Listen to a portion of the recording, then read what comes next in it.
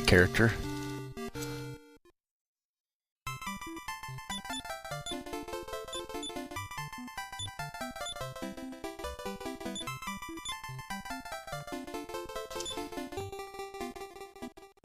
I didn't need to reset there, but it's so early to lose several seconds to bad creation.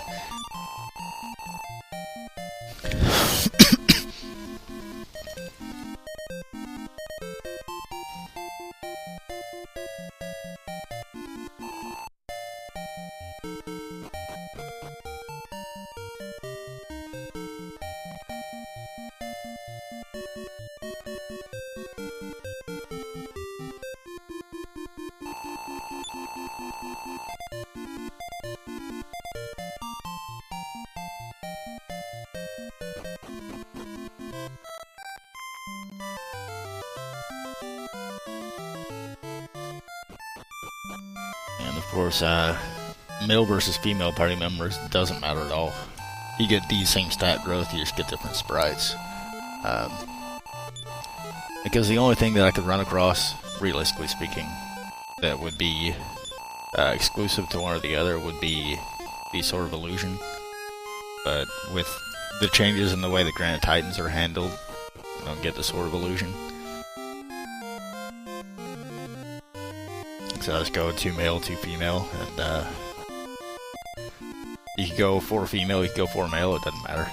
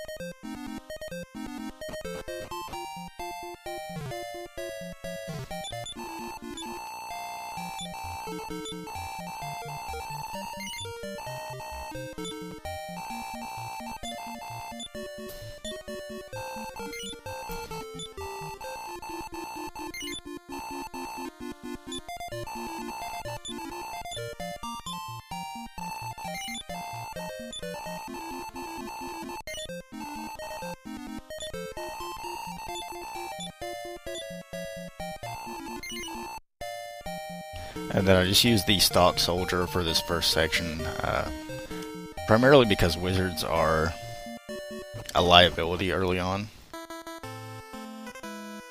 and soldier is the strongest out of the box. I want an encounter here, please. Okay, or not.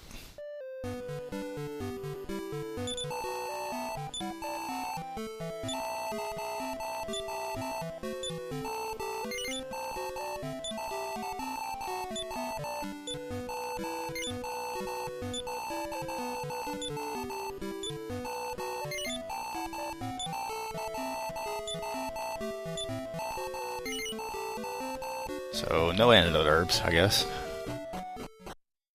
If I get poisoned, it's just gonna be a reset.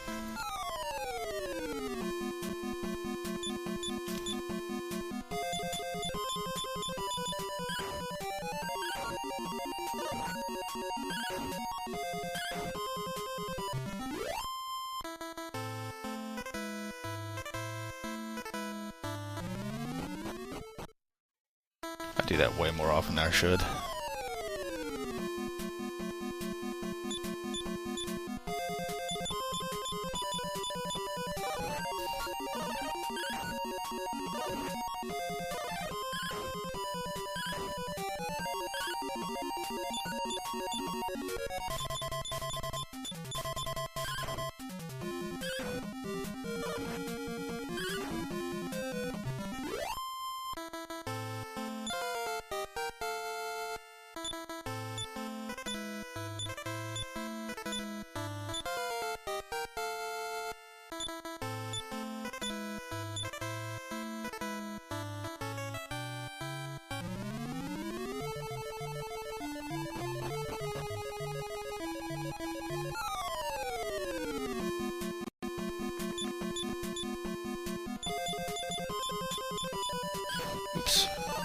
meant to hit Frogor with 3 instead of 2.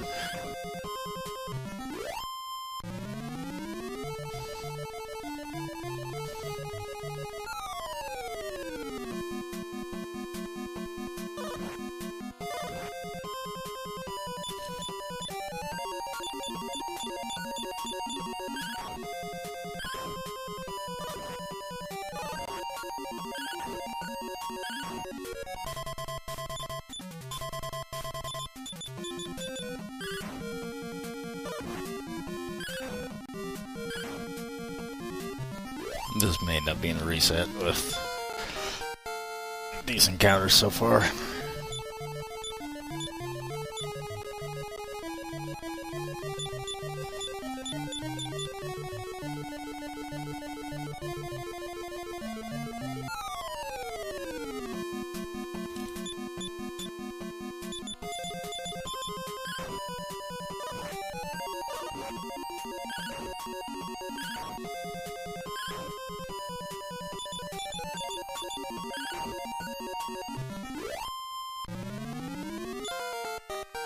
Because ideally, I would hit level 2 and then not have to fight anything else.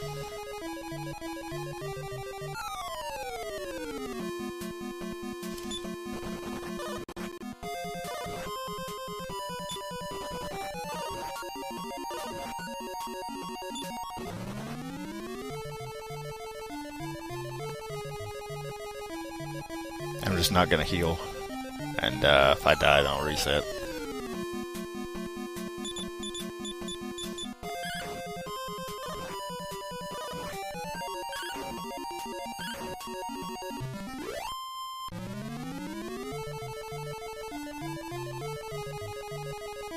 Because this is more encounters than I would like to have at this point. And I would prefer to skip this in.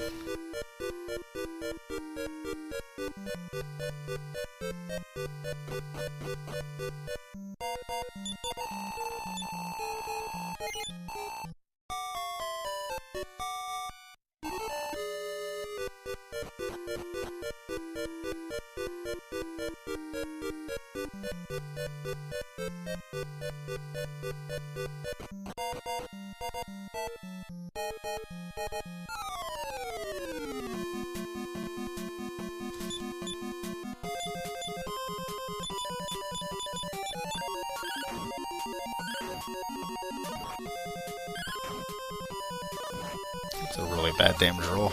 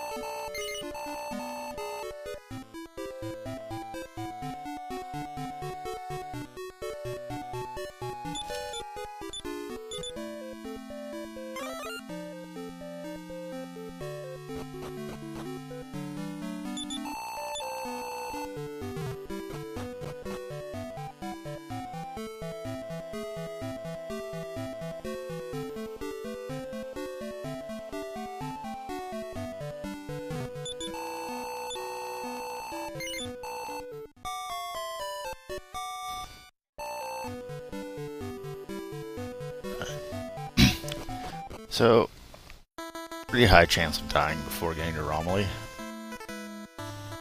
But it's early enough in the run that I'm willing to take the chance on it.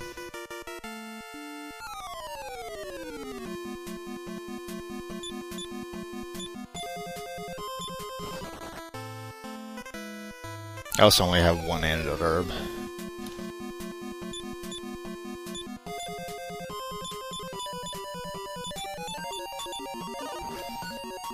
I'm hoping the hero outspeeds the Babel, which it didn't, but I didn't get poisoned, so I guess it works out.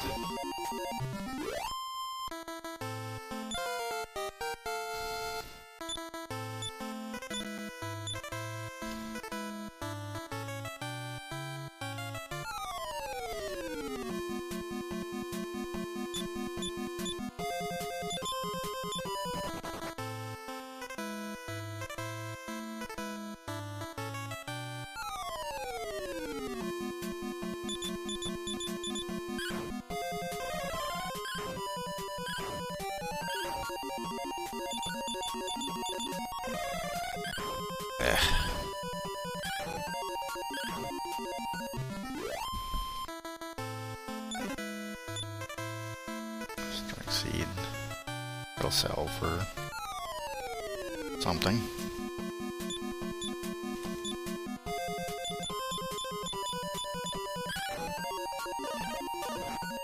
No surround. Good. But it did hit my back fighter. I say as if I have a front fighter.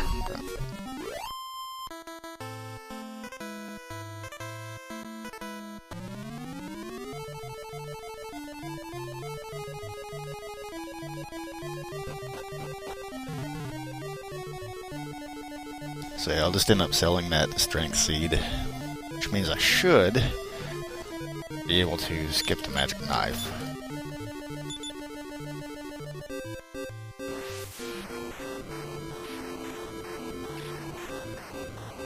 It's mostly about being able to afford enough wings whenever I get to Romilly. So I want to have 100 gold, basically is what it comes down to.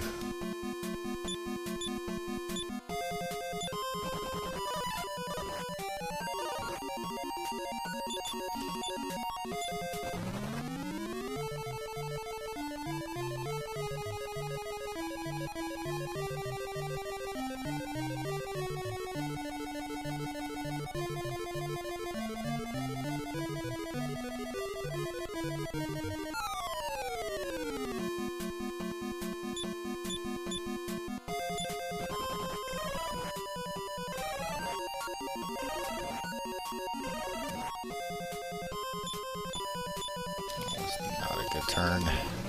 All four attacked. And all four used Blaze.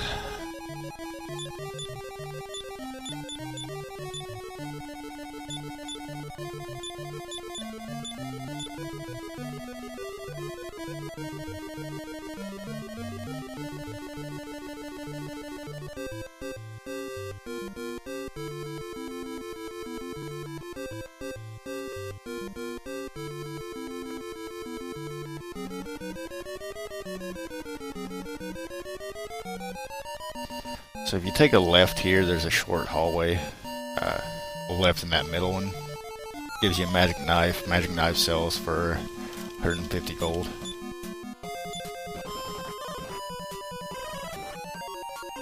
But you're likely to get 2 encounters. Good hit. For exactly max HP. Well, exactly current HP, not max.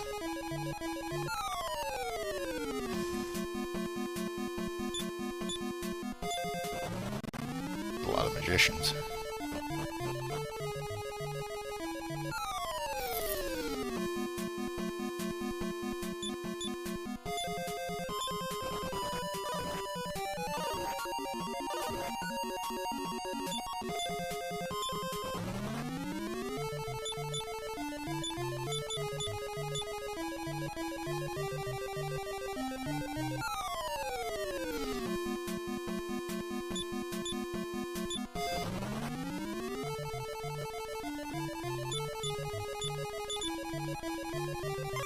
I'm trying to cut more corners in this opening section of the game.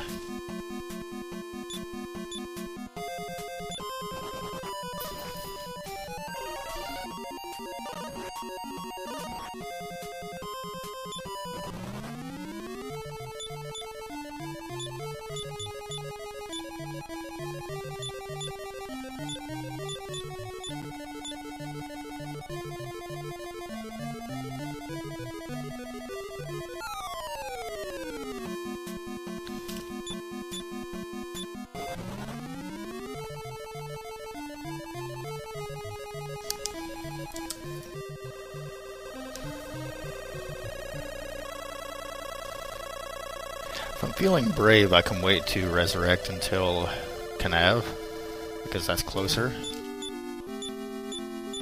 The church is closer to the entrance in Canav than it is to the entrance of Bromley. But that's also a fairly dangerous run. So I'll go ahead and resurrect and eat the time.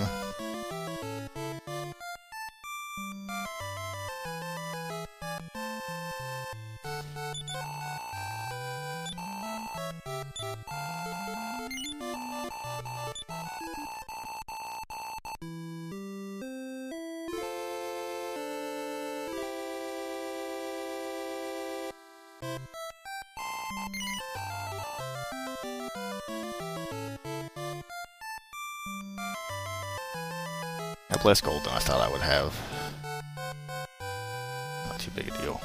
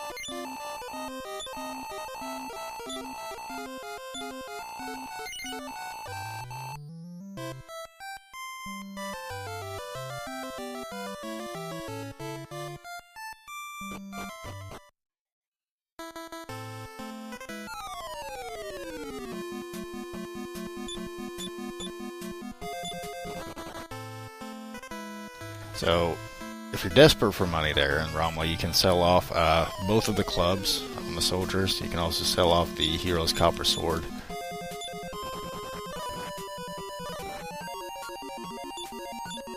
That's normally a situation where like 2 or 3 people die. That you end up needing that much. Or you can get the magic knife.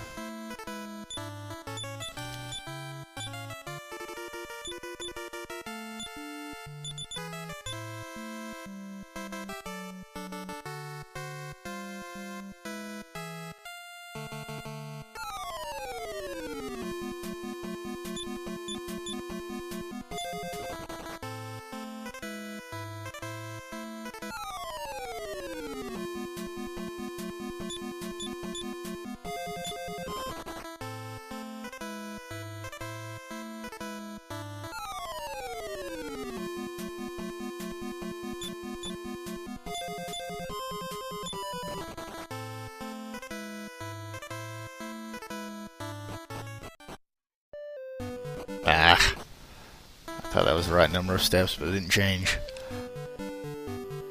So this path you have to burn off 2 steps, and I'm supposed to do that on the top row of Romilly, but I kind of forgot.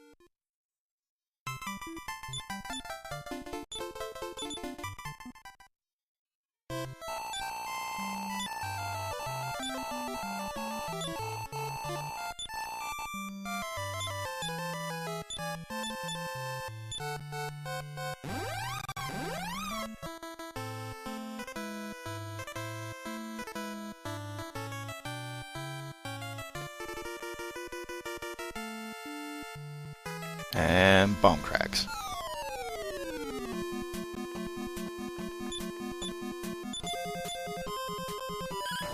Hey, Lemon Kazune and Alfie.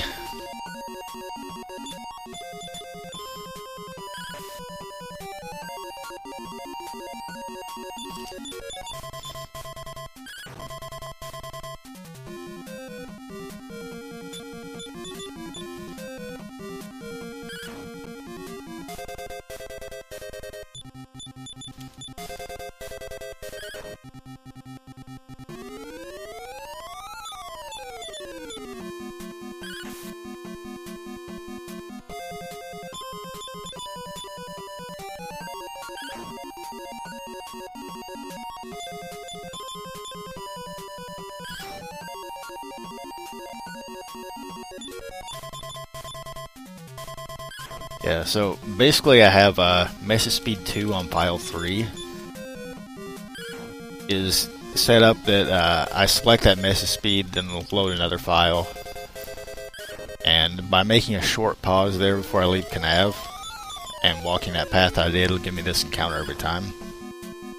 And then I kill them with the poison needle that I just got from Canav before doing all that setup. And it's a weapon that either hits for 1 damage or instant kills. The 1 and 8 is an instant kill. Bomb Crags are enemies with 500 HP, but they don't take any actions unless they're below 25% of max.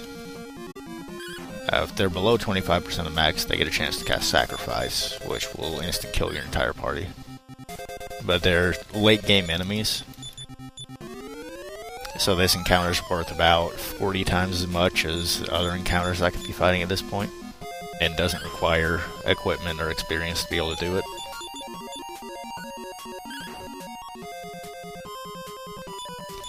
So unless you're doing something like a level 2 run to Dama, which is possible but insane, this ends up being a good stopgap for early levels, because this will get me a bunch of levels.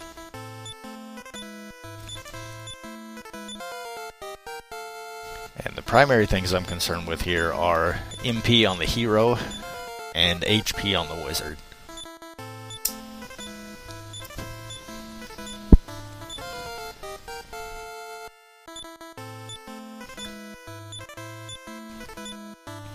I want to have at least 15 MP on the hero.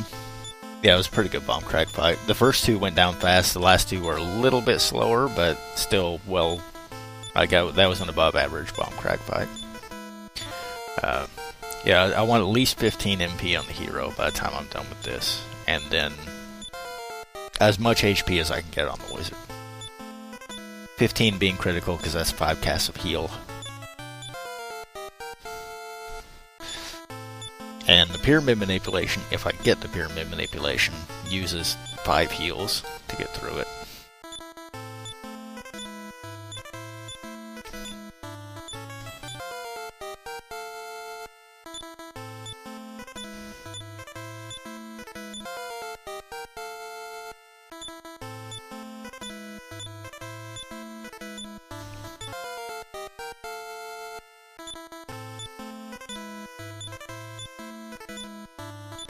Yeah, thanks for the host fee, man. This is kind of a weird hour for me, but when I happen to have time.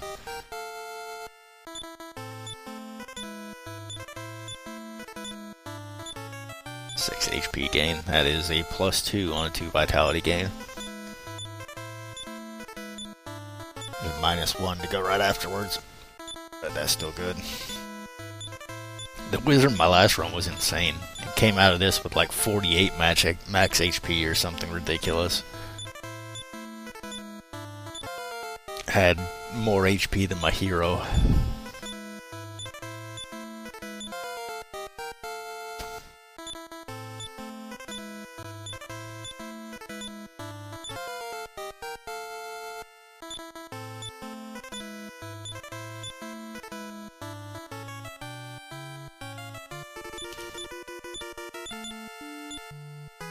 There's a chance I learn return and all of that, but I'll just go ahead and use the wing.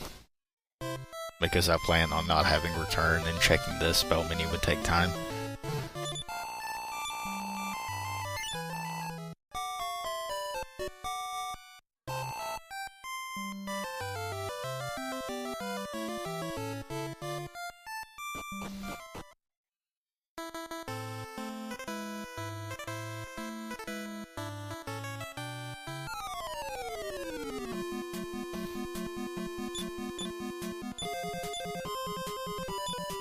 21 is not very good for wizard HP, but I do have 20 MP on the hero, which is pretty good.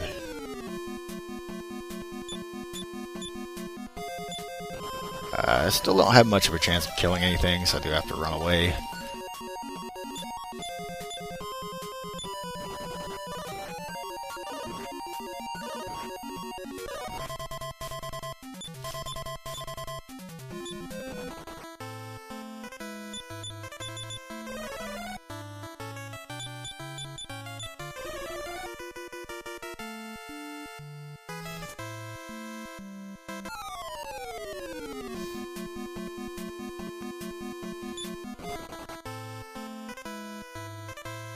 Oh.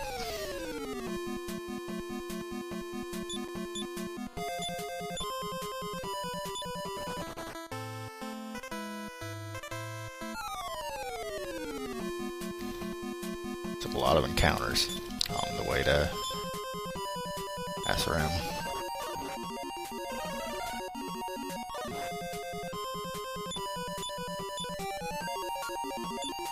Thank you, Clyde.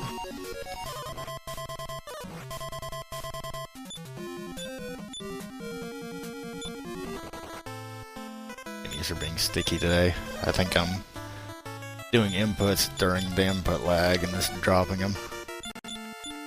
Or in the dead zone. I have to actually use the N here.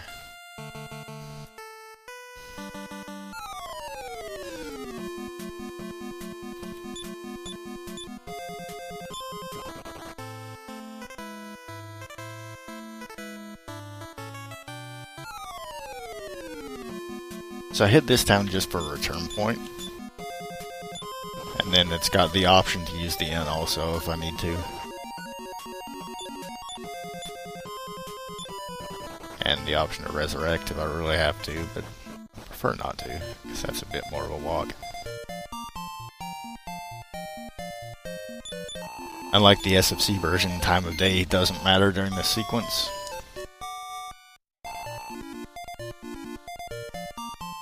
So I can use the extra N, and it doesn't really cost me anything other than the time it takes to use the N.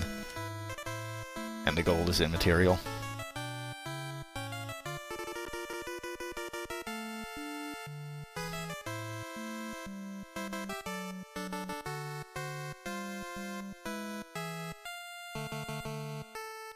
I do need to enter ISIS from the left. Rather important.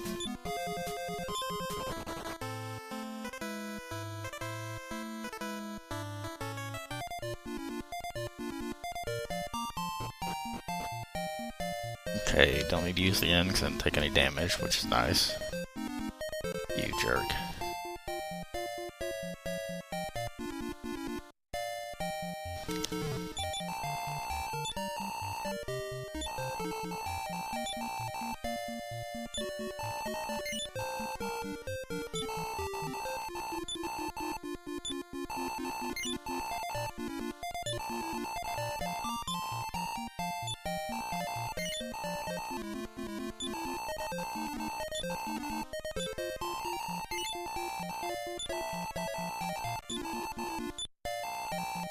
I didn't get a count on his inventory.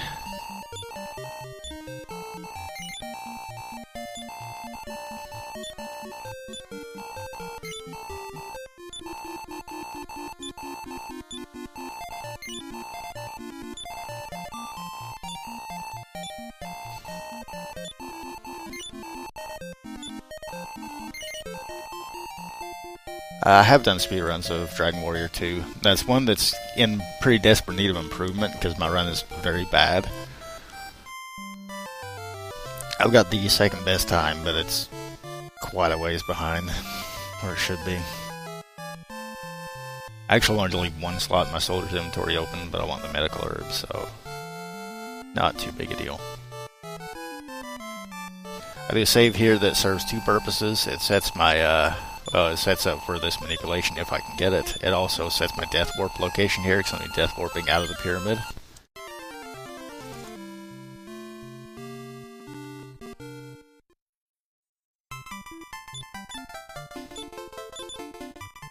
see if I can get this.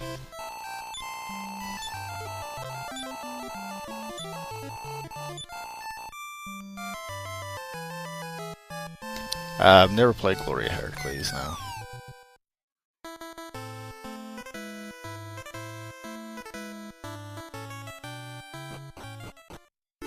Okay. So that heal skips an encounter. And I'll find out before too long if I'm on the right seed.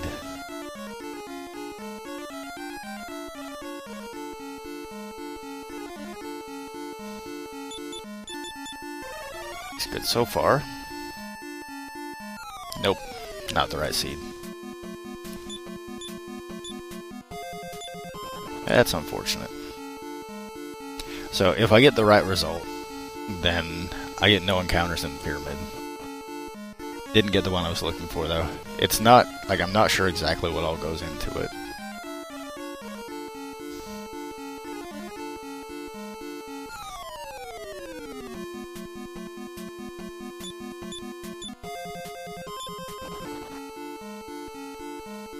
Hey, Insult, thank you.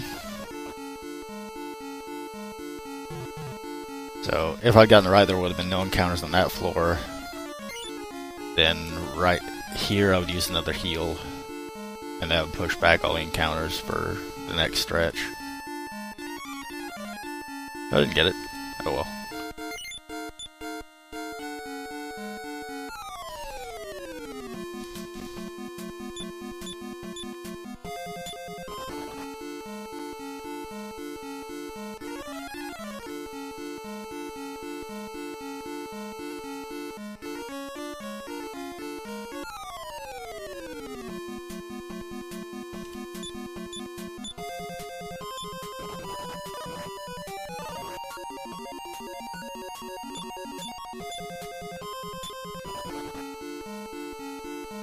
Hey, Jenya, thank you. Bacon, always a good idea. So, magic key is the primary purpose of coming in here. The secondary purpose is money. There are two items that I want to get in here that will basically set me on money for all but the very last portion of the game. One is the flashy clothes at the top of the pyramid. Not good. The other is the golden claw that's in the basement.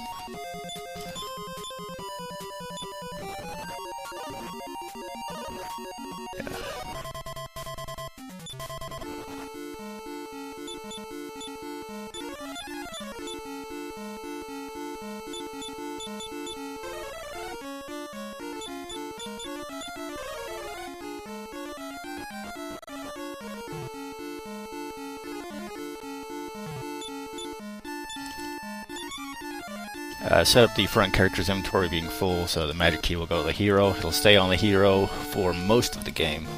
I'll end up moving it off of him when I go to Newtown. Yep, it definitely is. And in addition, Darkwing uses a two-character name for his hero also, so it evens out.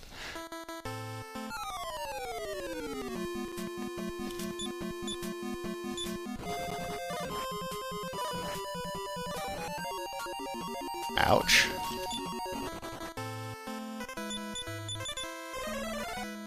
I had to reorder my party to make sure that I had somebody who doesn't know spell in the front row. Because otherwise I can't parry with that character.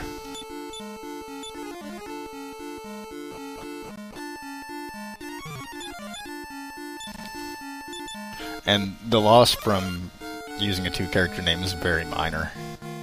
There aren't that many times where it's spelled out one frame at a time. Normally it's just drawn out in whole. I went to my fighter, which is good.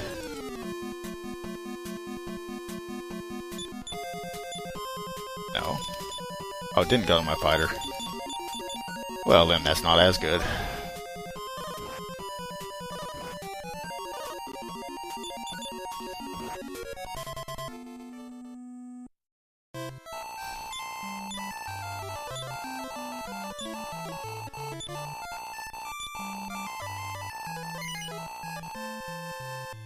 My inventory is weird because of the death and having to reorder people.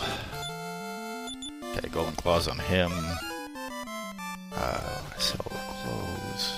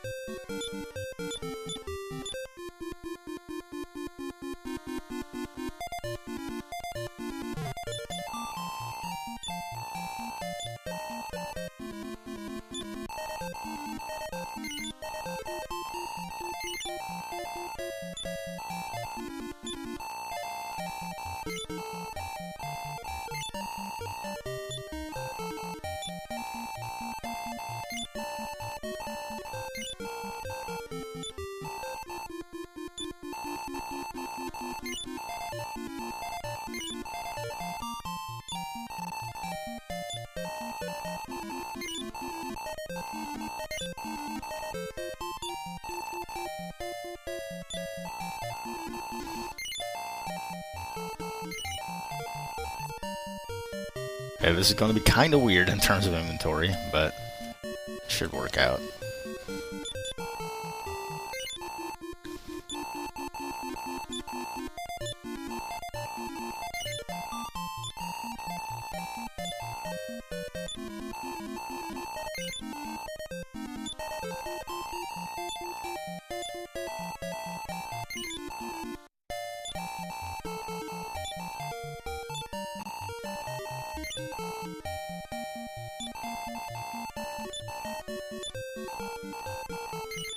Hey, high spirits.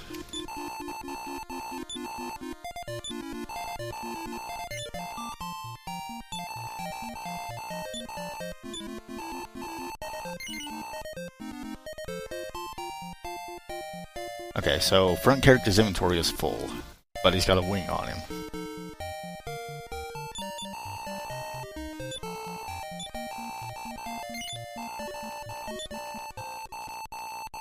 Which is actually kind of important. So I'm going to go down and get the meteorite armband, use the wing to get out, and that'll free up the one inventory slot for his weapon. Her weapon.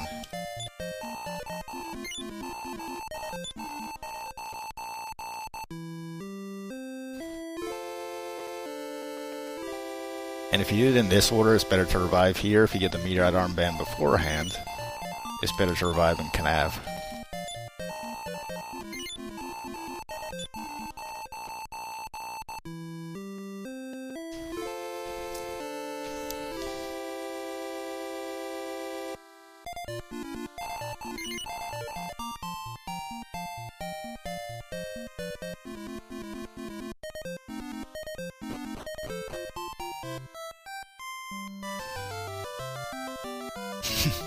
This one does have monsters, but I'm imagining not in the way that you're saying that.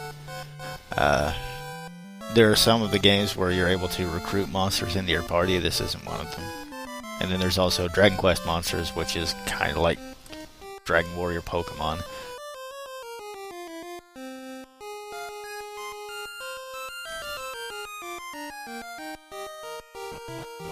This game may or may not have dragons, can neither confirm nor deny.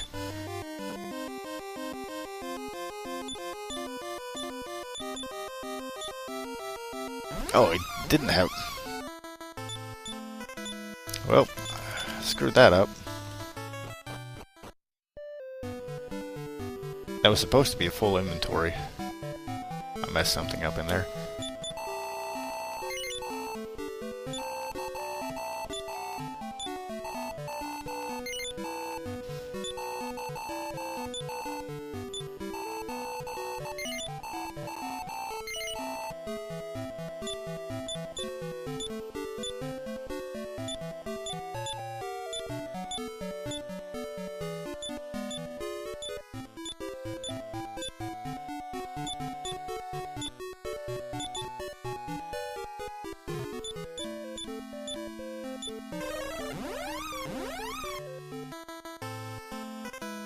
Kind of a weird sequence there. I bought an iron spear for a wizard who will never be able to equip it.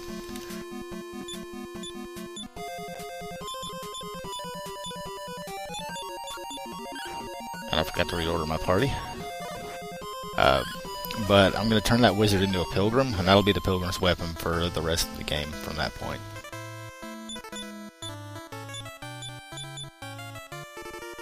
It doesn't make too big a difference compared to not even having a weapon, but there are a couple of places where the damage value helps.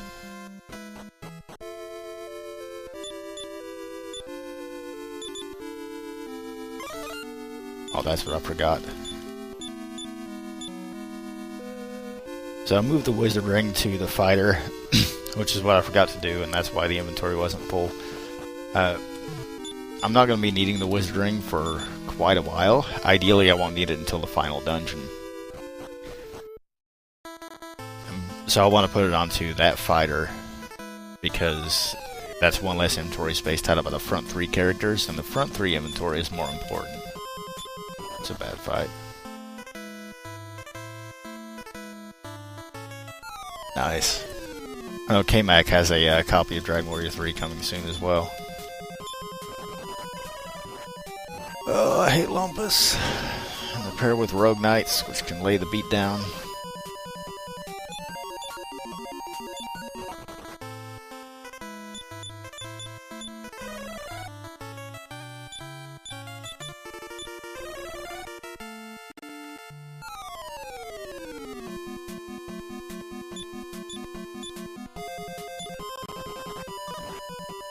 These just aren't, they're not really fightable encounters, which is unfortunate.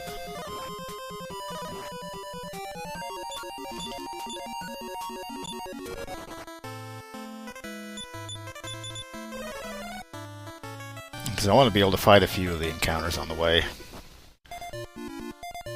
Considering I'm very close to levels on multiple characters, but not a big deal.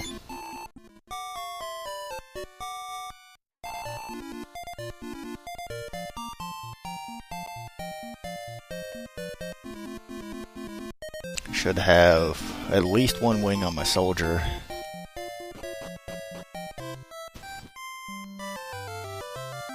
And 1 on my fighter, and 2, I believe, on the wizard.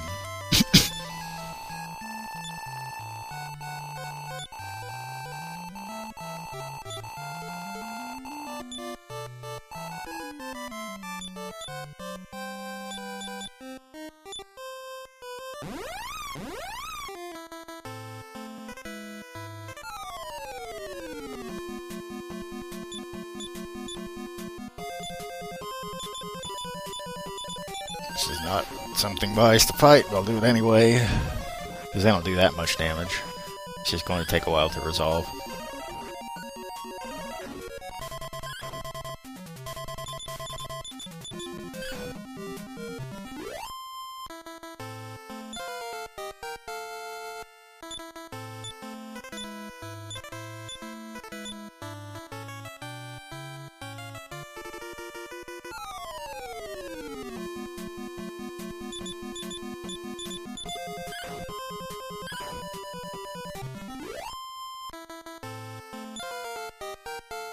So I don't parry if either I'm not likely to take damage or if the damage I'm going to take is fairly trivial. In that case, like a poison silkworm doesn't hit hard at all. So it wouldn't even cost me a heal if it did get an attack off.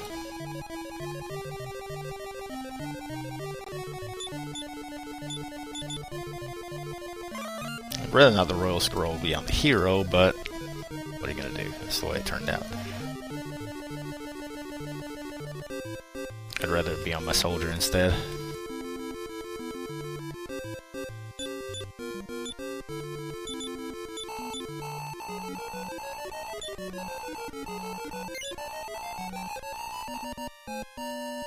Ahem.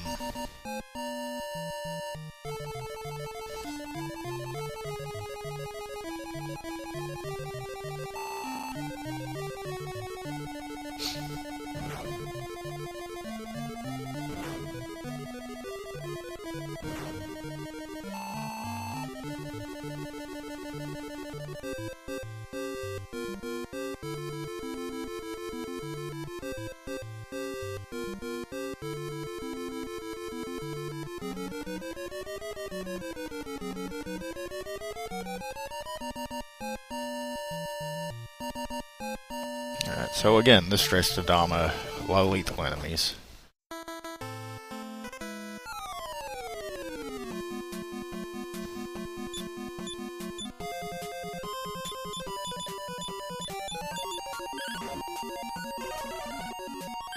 Well, that was an unfortunate sequence.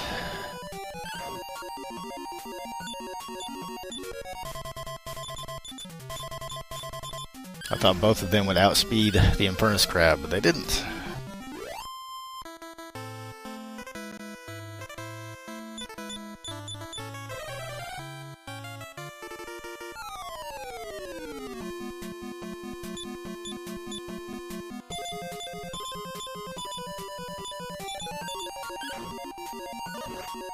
Ouch.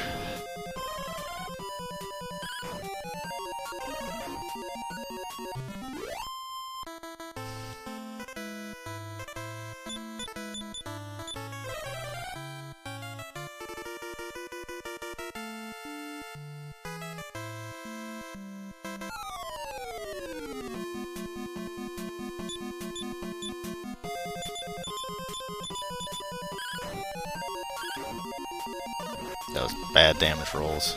Blech.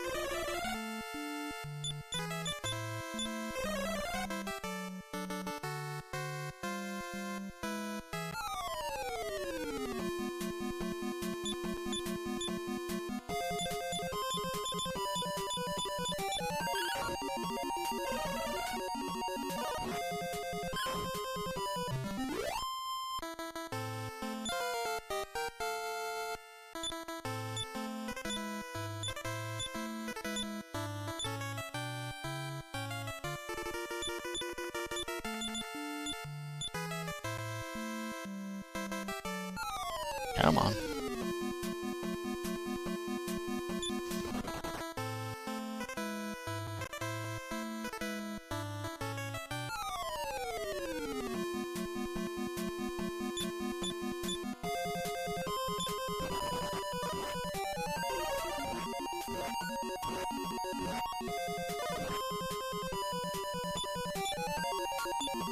Nice hit, Tongue Bear. Nice second hit, Tongue Bear. So this is going to throw a little bit of a wrench into things. It means that the wizard will be missing the return point for Baharata. It's not the biggest deal in the world, I just need to remember that that's the case. And of course I have to ride people, which takes time, but...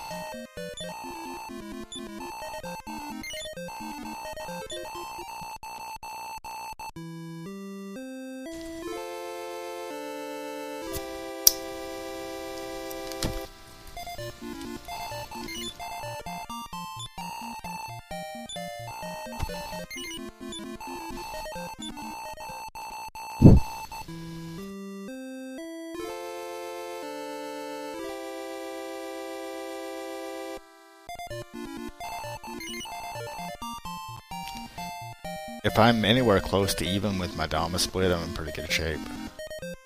Because I had, not a great Dama, but I had a pretty good Dama. I had a good early game. I got the manipulation of the pyramid. We had some kind of small hiccups. Like getting somebody killed right about here and having to turn back.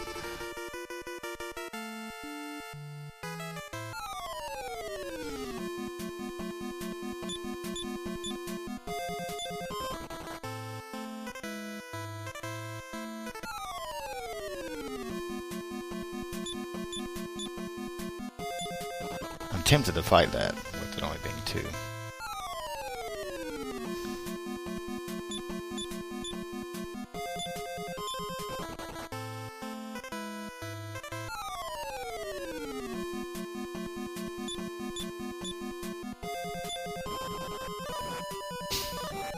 my garbage bit rate is certainly something.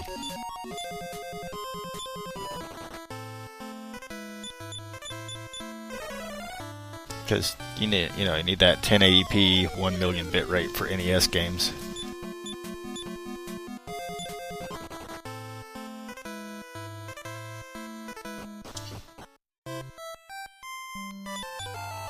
It's a really strange place to get a gold split. I mean, my split on Romley was a little bit late, but...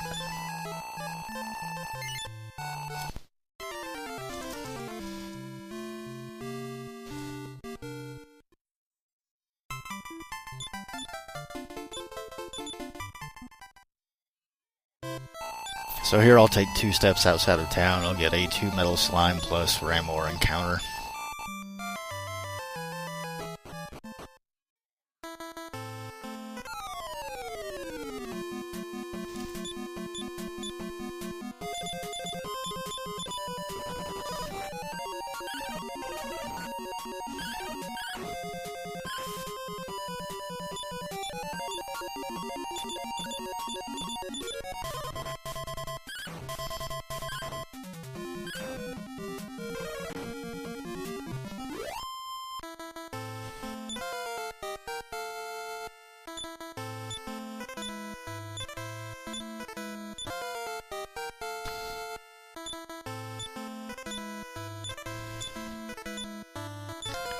I guess I'll heal B once.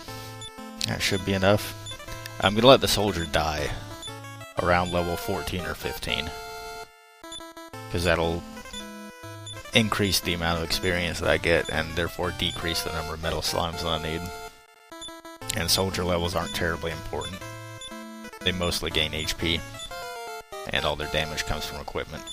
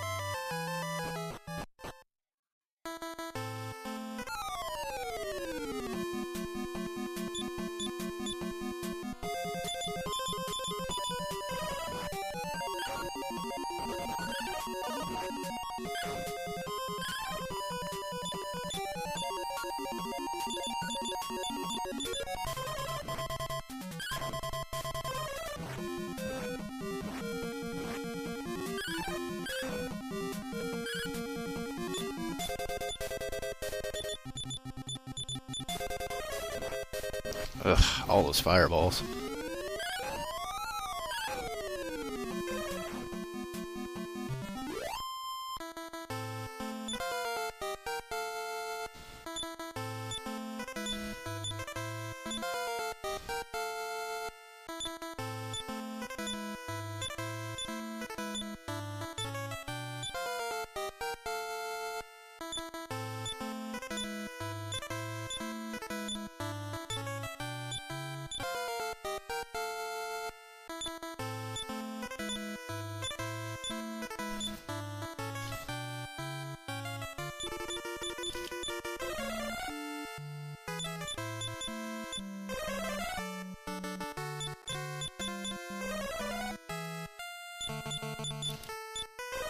A lot of MP to have used already. Ideally, I want to not have to use the N until my wizard learns Return. I do have a spare wing though, so if I have to go earlier then I can, and it's not that big a deal.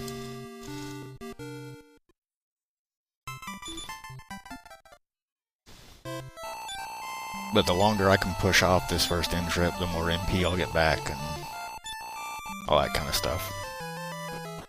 And I won't have to go to the faraway inn in Dama.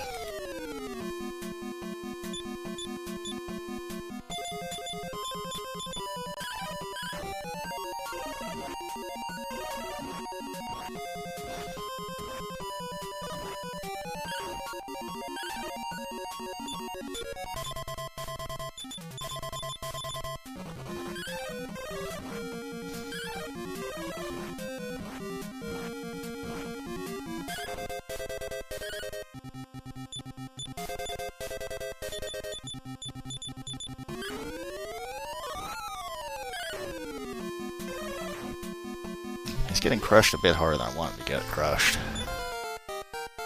13, so I'll probably need to heal one more time, actually.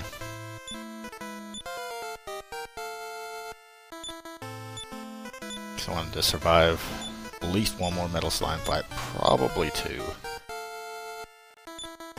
No, 1 should be fine.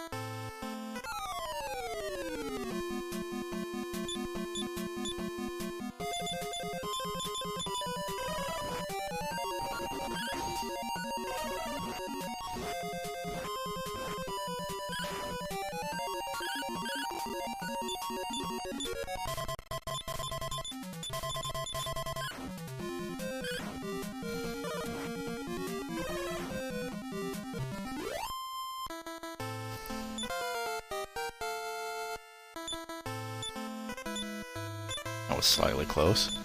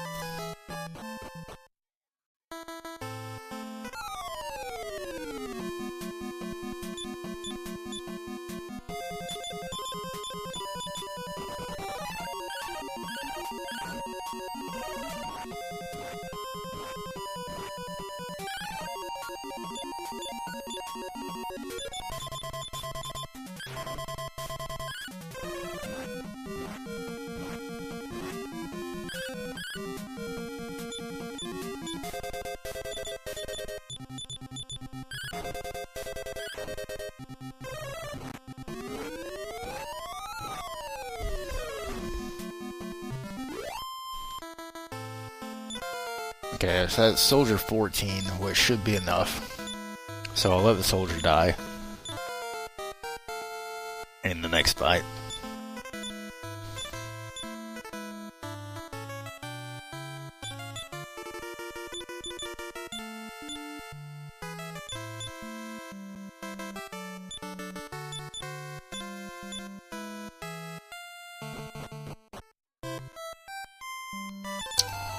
And this is one of the few Dragon Warrior games where experience is split among party members.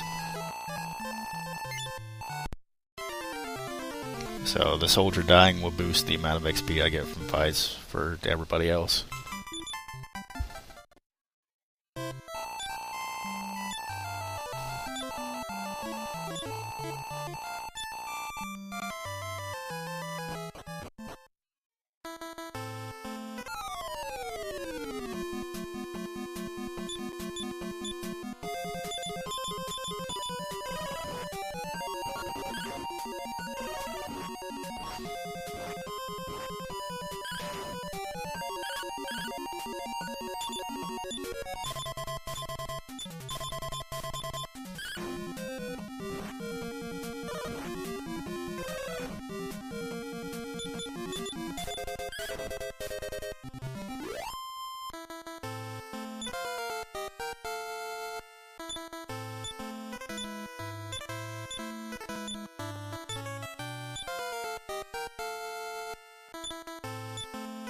So now I get around 1900 instead of around 1400.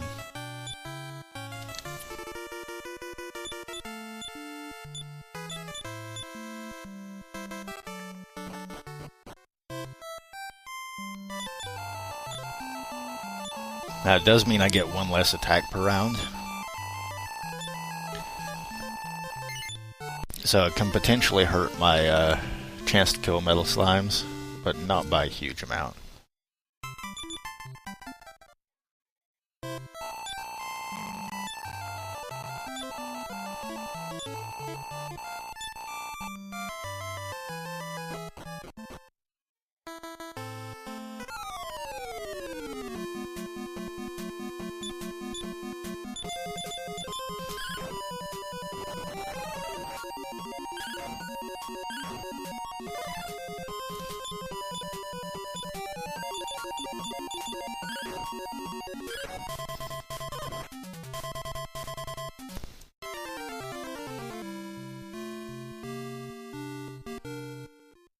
And max damage hit.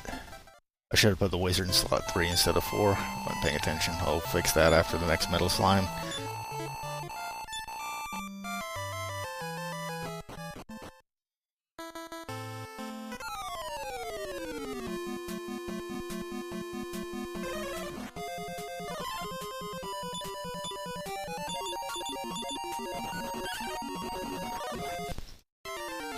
Okay.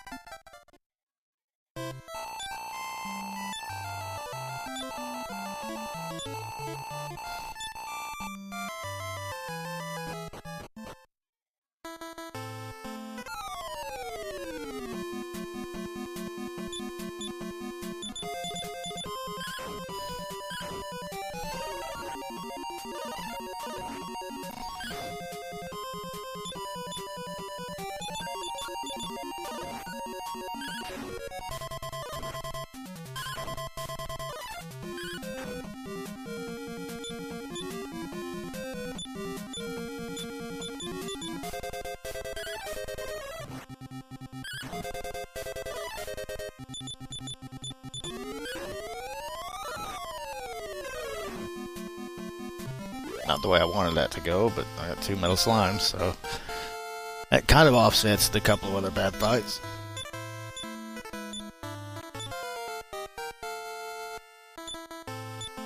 That should give me a return.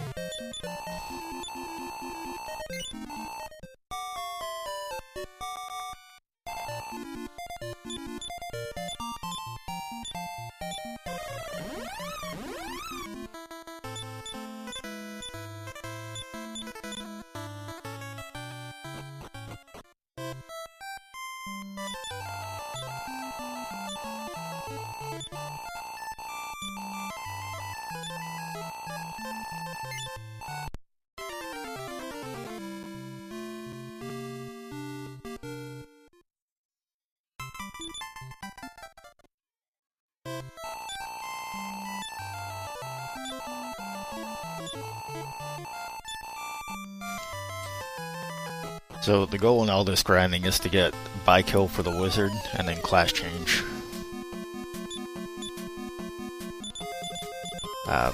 And while the grinding doesn't all have to be done here, this is all of the stop and grind for the rest of the game. I'll kill some things along the way and that'll get me enough XP to be able to finish the game.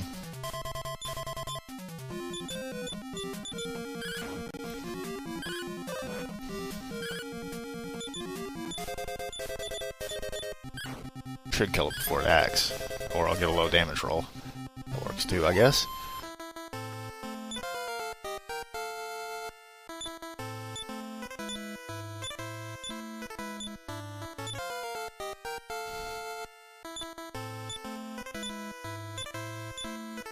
AC, a solid speedrunning tip.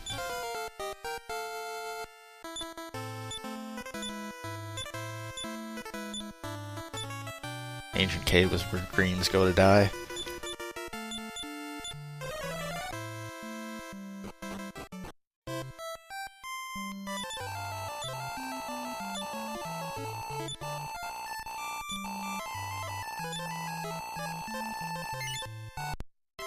Hey, thanks knowing me. There will be much blaming. Hopefully good luck, but we'll see. It's been okay so far.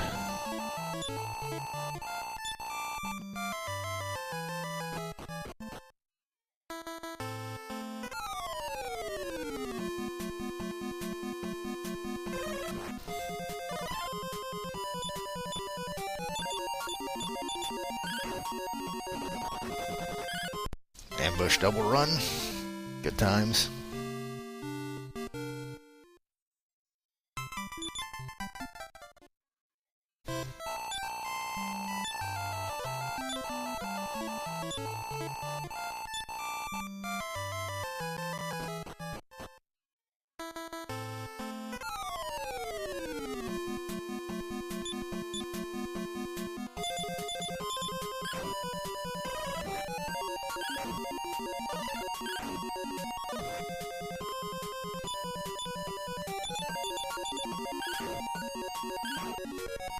Poison needle.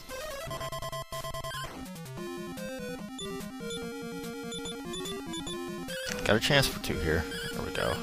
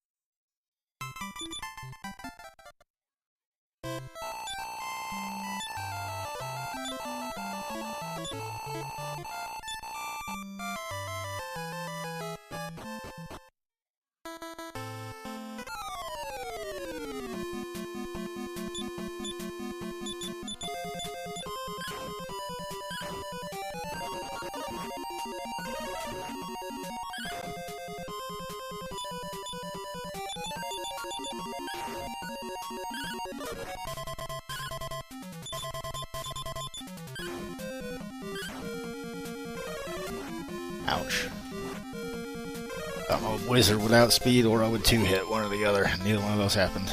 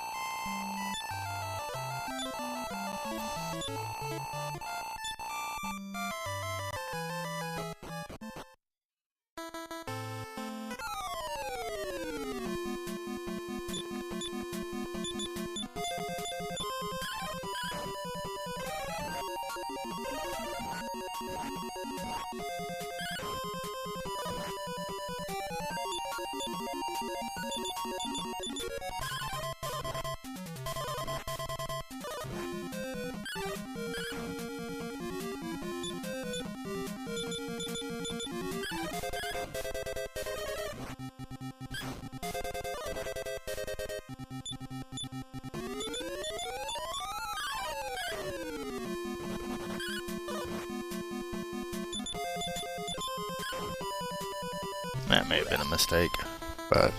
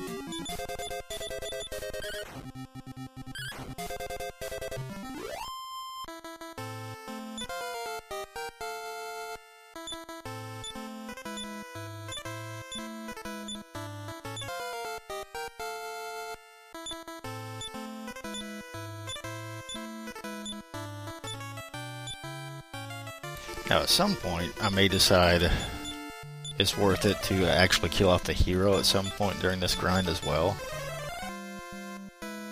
I think at that point your chance to kill falls too far to be worth it.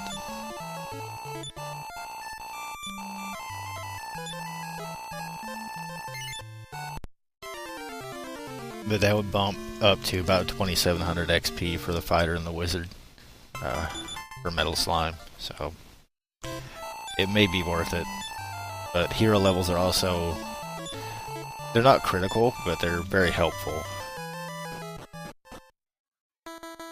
Because you want the hero to be able to outspeed enemies.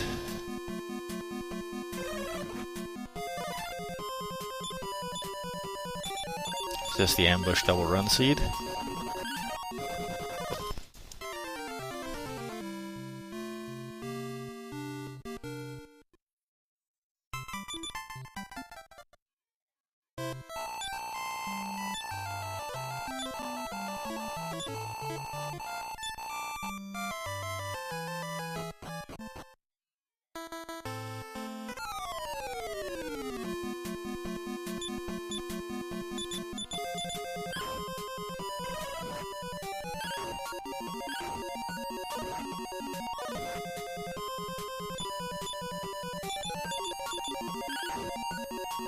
Yeah, I mean, I would learn Agonize on time. But the hero also is not... like, his power doesn't come from levels. It's really all about equipment. So that's why I can let the soldier die and not be a problem. But that also means things like less MP, and the hero's MP is kind of important in a number of places. And the hero's agility is important. Considering that for most of the game, the Meteorite Armband is on the hero. And still doesn't outspeed some of the things I want it to outspeed.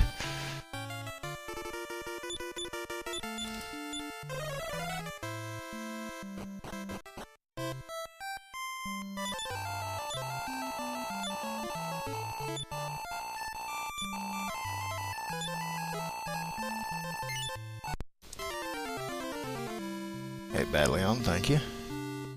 This grind has not gone terribly well so far. So I am likely to lose time on this split.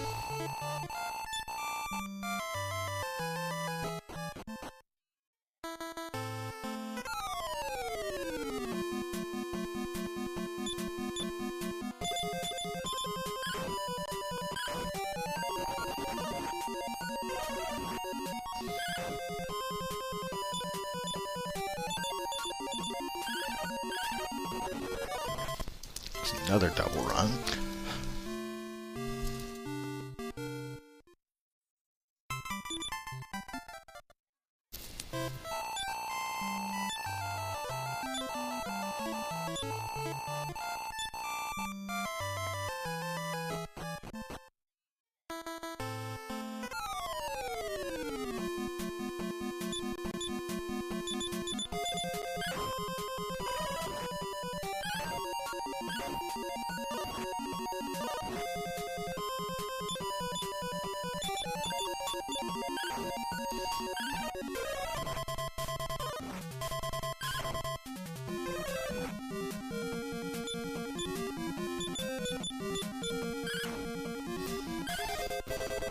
Oh, you absolutely still blame Everhate.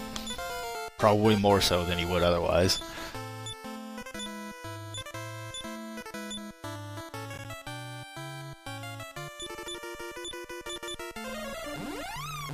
I could put out this in trip for another rotation, but at the value I'm at, it shouldn't matter.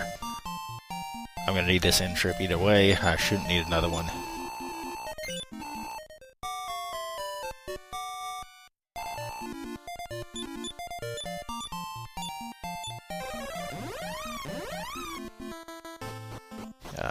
Until it's time to go to Baharada.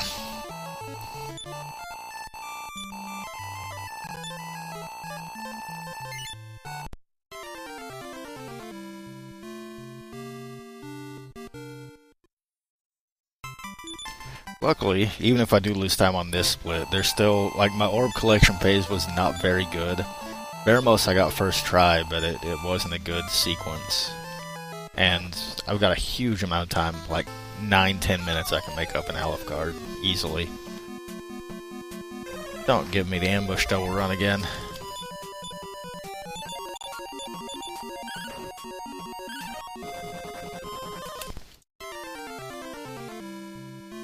This is an unusually high number of times I've landed on that pattern. I tend to average one metal slime per fight, meaning that for every time I get a double run, I also tend to get a double kill. But this one has been, I'm about -4 or 5 on that now.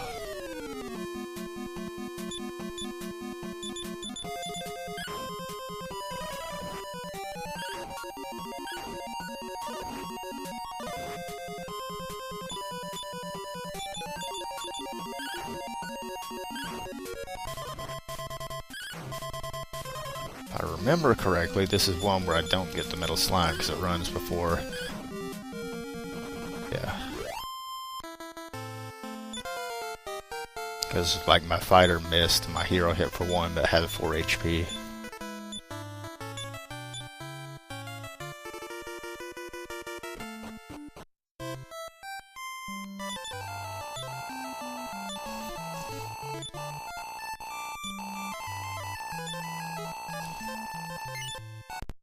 Yeah, you end up with, so there are these sequences, and you can't really predict where you're going to land in them, but like, you'll notice sometimes I do things that don't completely make sense. I'll treat some battles differently than others because I recognize the opening round, and I know then how the second round is going to go, because the RNG is fairly static in this game. There's something like 16 possible combinations, but for a given file. So I run instead of parry, good use. But determining what all those are is not something that you can really do in a single segment run or an RTA. I guess technically, because it's not a single segment. But you will still notice some patterns. While I'm parry fighting, I don't need to parry fight this.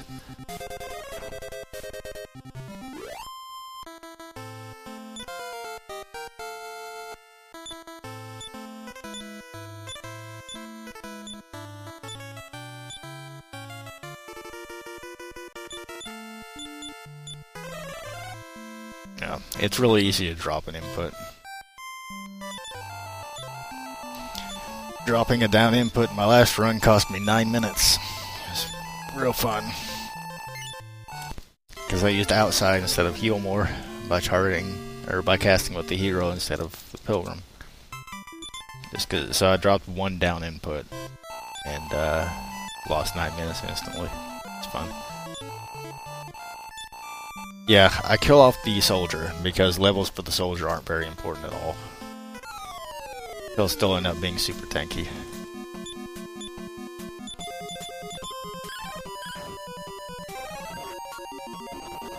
And still end up doing about the same amount of damage because I'll end up with the same equipment.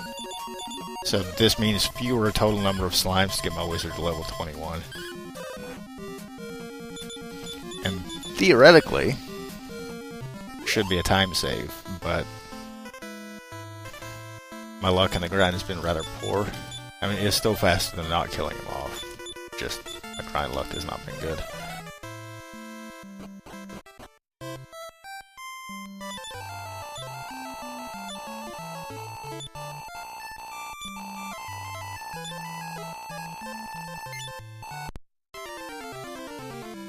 No, it wasn't accidental against Darkwing Duck. This is something that I've planned for quite a while. I tested it to figure out exactly how low I can let the soldier be. And around level 14, 13 to 14, 13 to 15, somewhere in that range is the level where it's worth it.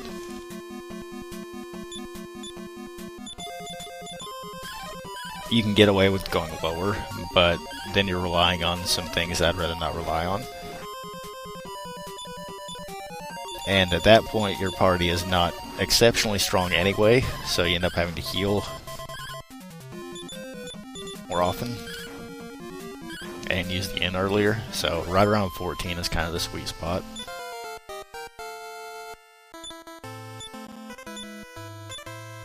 Okay, this will push me to 20, which means one more level on the wizard. And when I hit 21, I'm going to be looking for, has learned a new spell. That should be by kill. It depends on whether there was a spell there that didn't learn.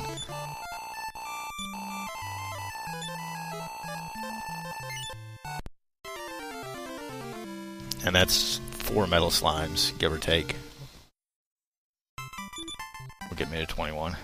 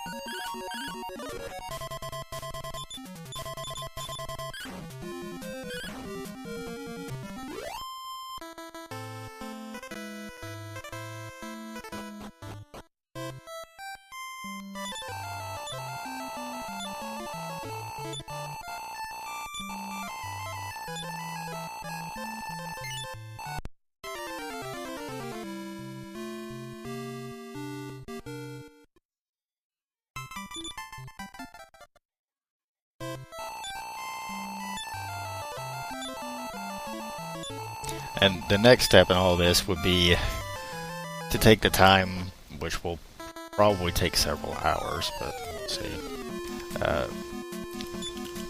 to figure out a way to manipulate a metal babble fight. That's much more complicated manipulation,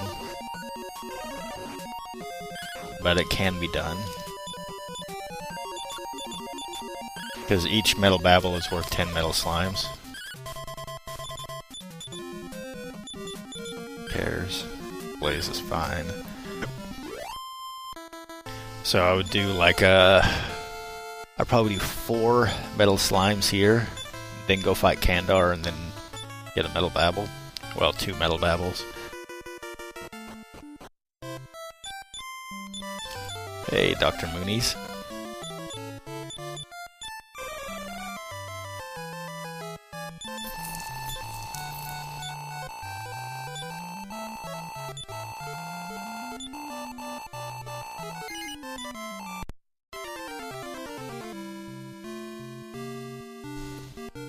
And then this route, because I have a dead soldier, I skip going to the tower. Which means that I won't have a sage, I'll have a pilgrim instead. But that ends up being more or less fine.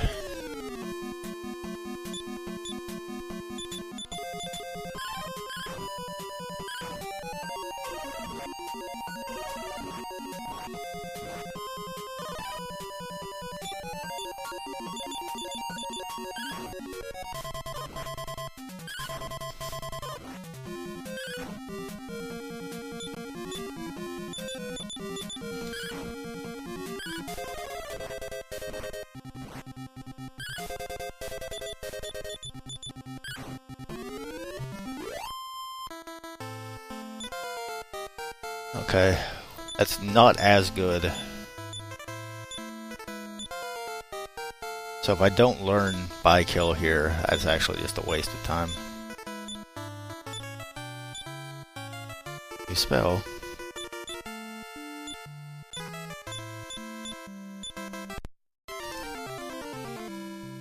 But I missed a spell somewhere.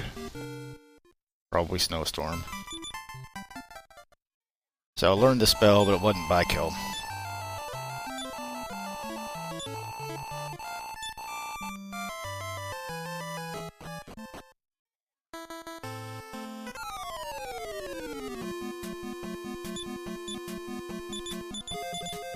And the reason that it was bad in that circumstance is that I got a double when a single wouldn't quite level me. So that can cost me 2 fights worth of time.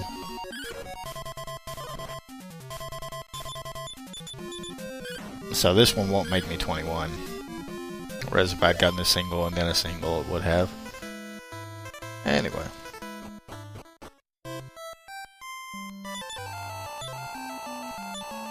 Next metal slime.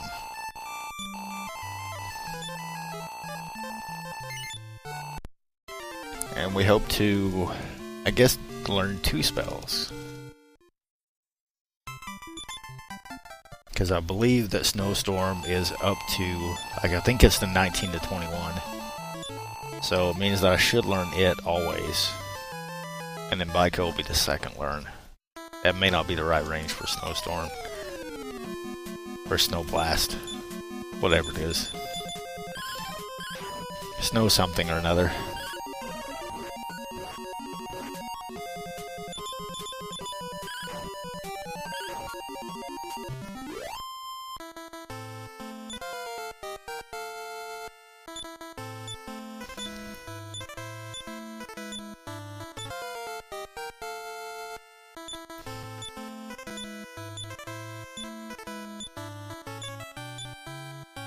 Should do it.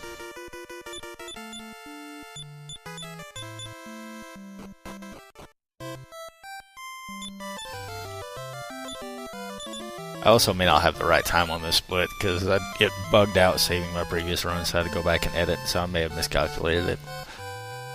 Either way.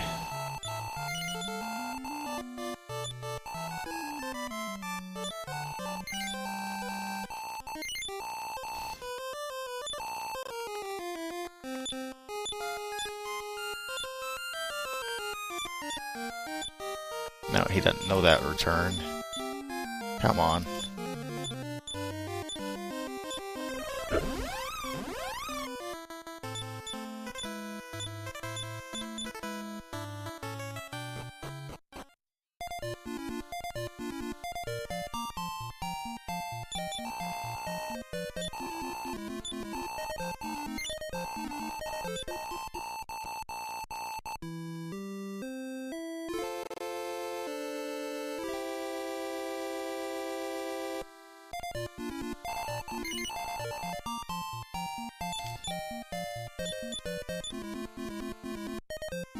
That's a lot of wings.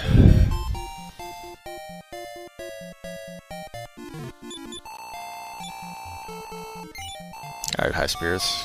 Good luck on your, I'm assuming DQ8.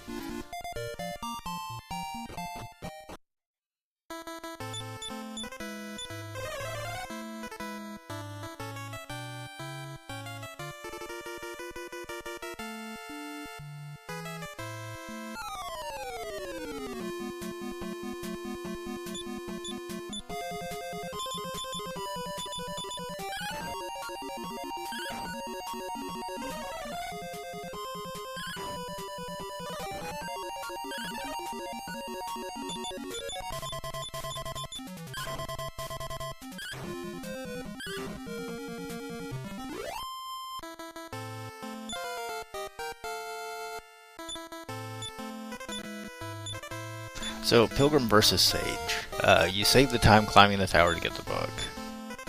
but your damage output is lower. You get more MP to work with as a pilgrim, and your levels come faster, which may or may not be a good thing. It means that I'm basically guaranteed to learn Limbo by the time I hit Granite Titans, which is good, but you can do that with the Sage as well.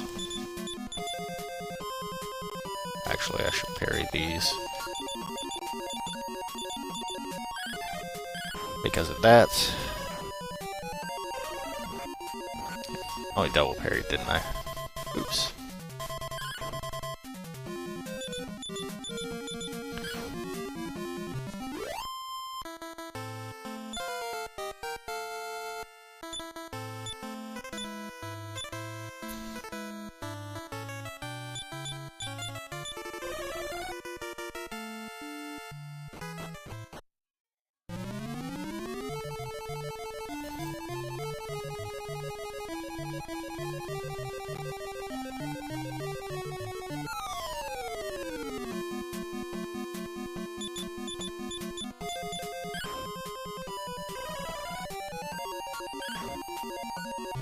Trick Bag is pretty good enemy. It gives me a boost of gold. Gold isn't completely meaningless yet. There are 2 purchases left to make. One is a Sacred Robe for the new Pilgrim, and the other is the Sword of Kings at the end of the game.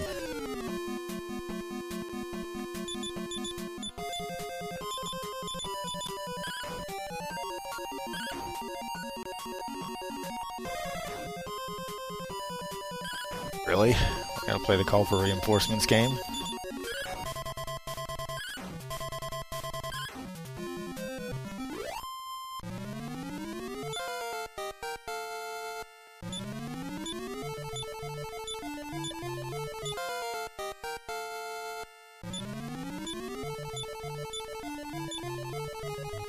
-2 on consecutive levels for Pilgrim MP.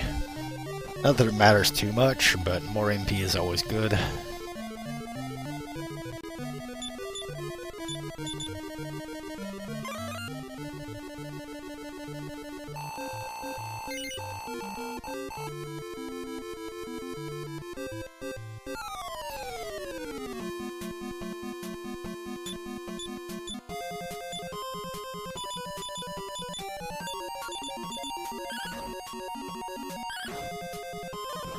Thank you, Curse Gamer.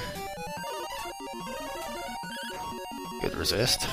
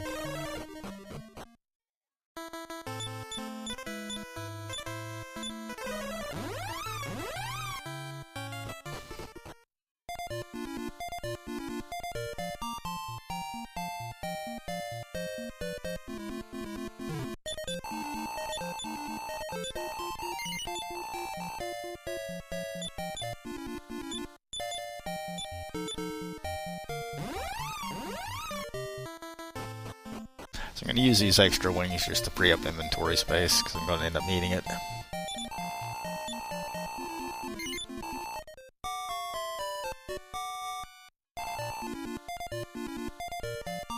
Come on.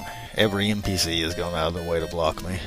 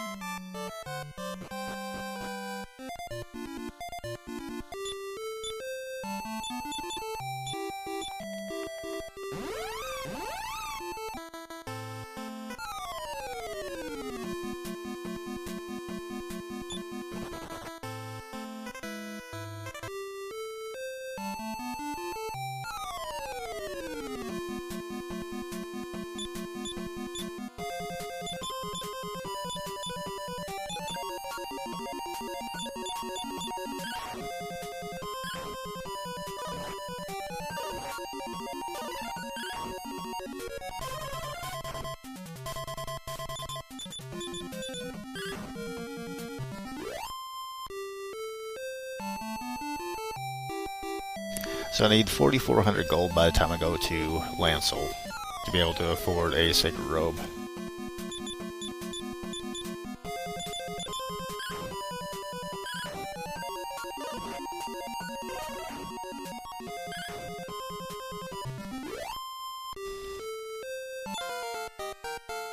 But that doesn't have to necessarily be anytime soon. I mean, yeah, my pilgrim is naked, but not in real desperate need of armor. Really, I just want it before the Necrocon. Other than that, it doesn't matter too much.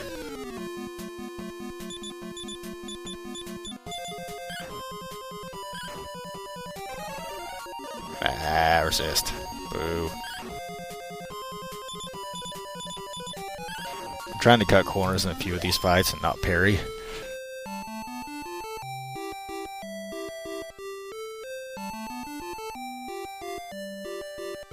Depends a little bit on what the fight is and how much potential damage they can do to me.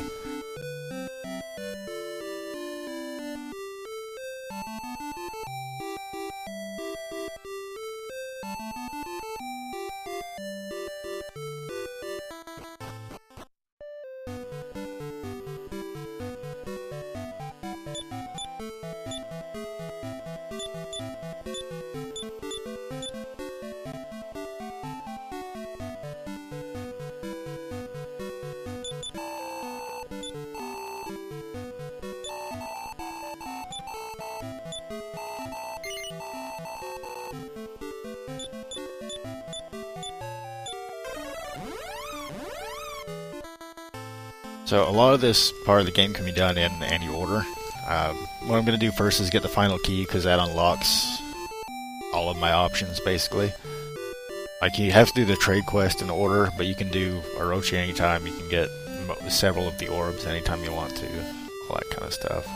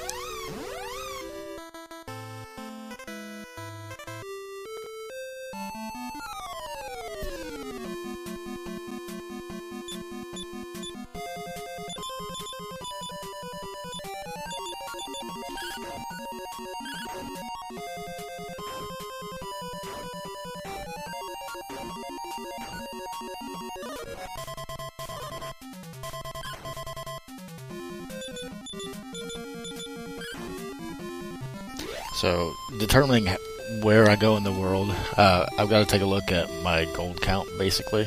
Because like I said, I don't want to go to Lancel too early. I could go there now and probably get the money along the way. But there are also a couple of places I want to use the inn. And so that factors into it a bit as well.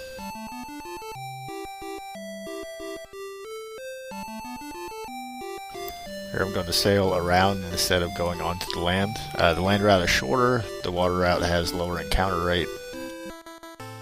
That's a toss-up. Ideally walking on the land is faster, but you risk more encounters.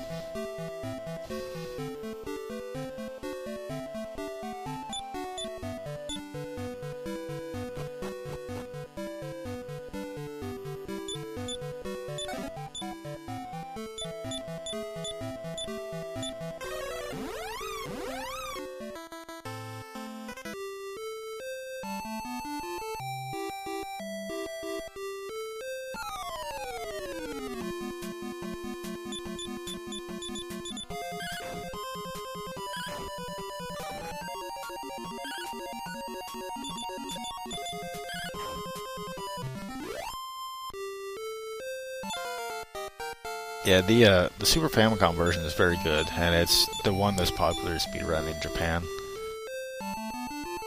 But this one also good.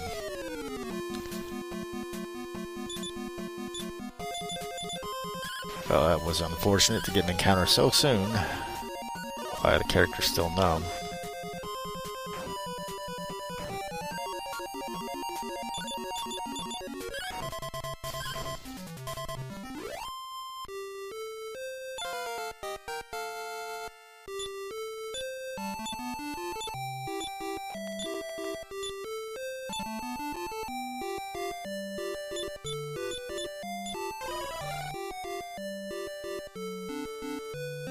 Under most circumstances, I don't have to heal when I'm going between these places because I use the inn to restore MP often enough that my HP doesn't dwindle down to need a heal. That was just a bad sequence.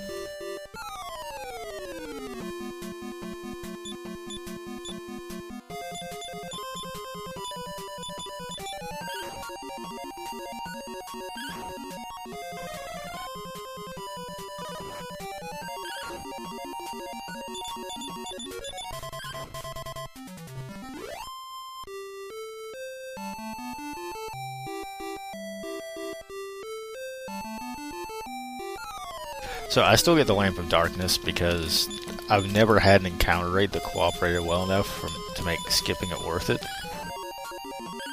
So I'm going to go ahead and do that. It doesn't cost very much time. Like I said, it's about a 1 encounter gap, give or take. If you get good encounters, then it's better to skip it. If you don't, then it's faster to get it.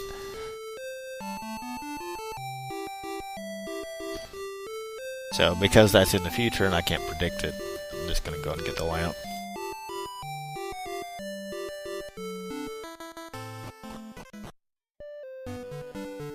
And because of that, I'll be able to use the N before boss troll and delay using another N afterwards for quite a bit of time.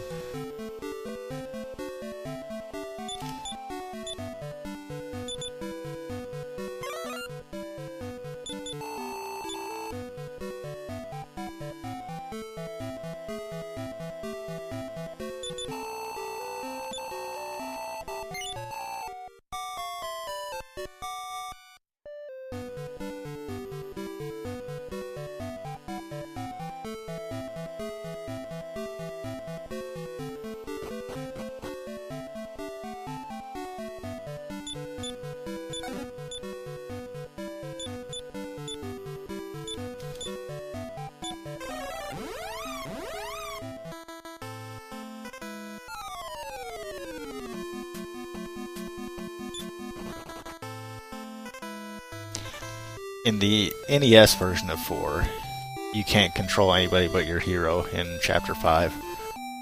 That's changed in the remakes, but...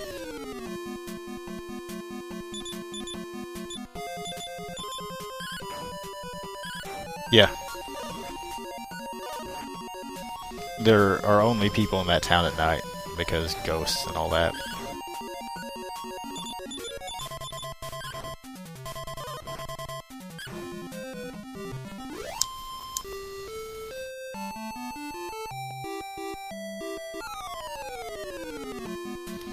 Like a 4 and 256, give or take.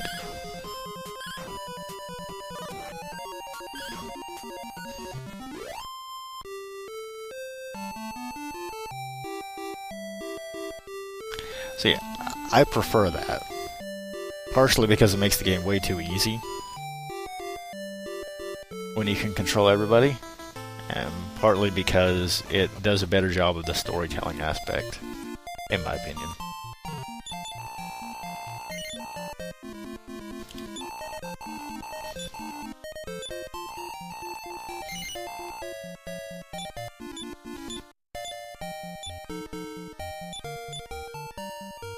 Okay, that's enough slots.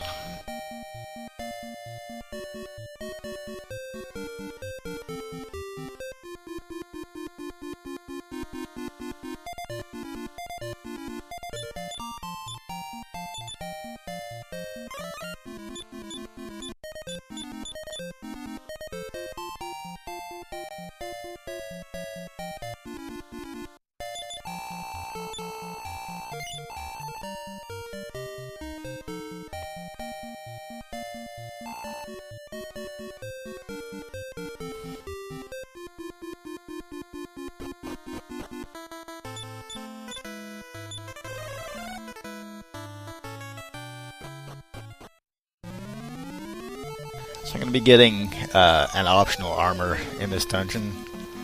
It's a little bit of a detour, but it'll hold my hero over until he gets the final armor, and it means I can put the sword edge armor directly onto my soldier and not have to move it around at all. So it is slower, but given the reduced damage and all the other things involved, it pays back some of that time. The AI is actually really good outside of boss fights, for the most part. Like it'll use beat and defeat on things that can actually be instant killed, which is a lot of stuff in that game. And you do something like give a staff of anti-magic to Alina, she'll use it against dangerous spellcasters and stuff like that.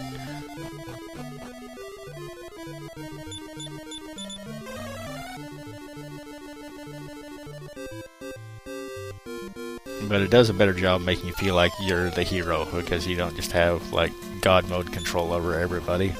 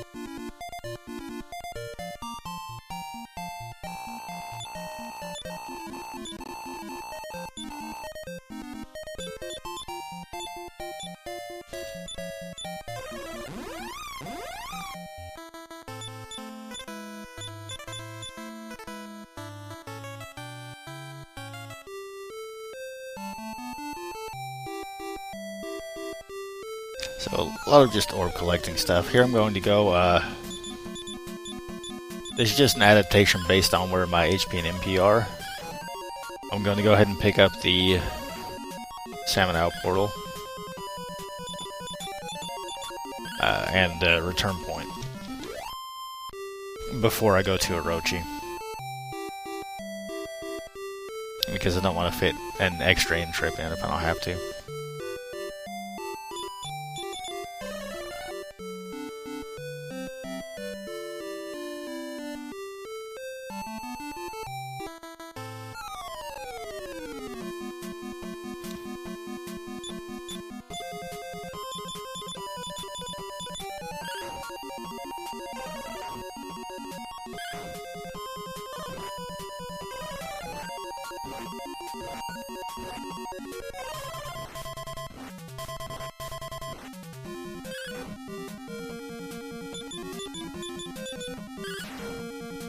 Best version of it is just its preference, really.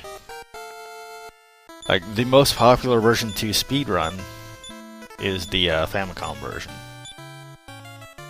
But the PS1, which is effectively the same as the DS version, yes, I know, blah blah blah, party talk, who cares, is also popular.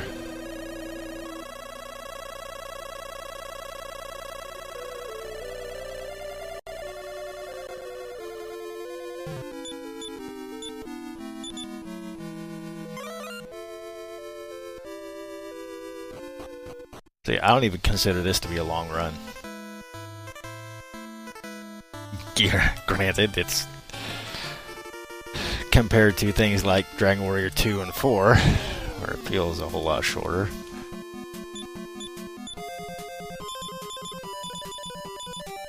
But really, I mean, as long as there's advancement going on, it does go by pretty fast. Probably didn't need to parry there because of the high probability of problem magic. Oh well.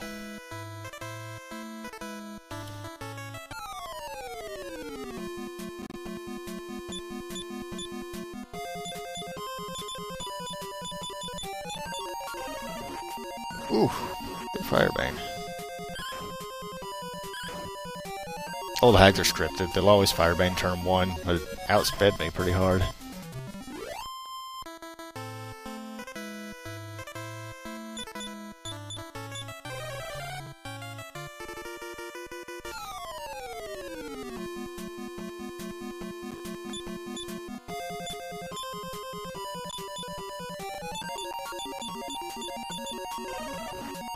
Again, outspeeds me. Good job, old hag.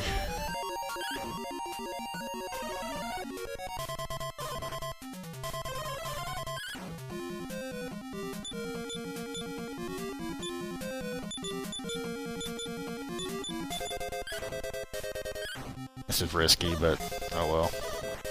Good focus fire.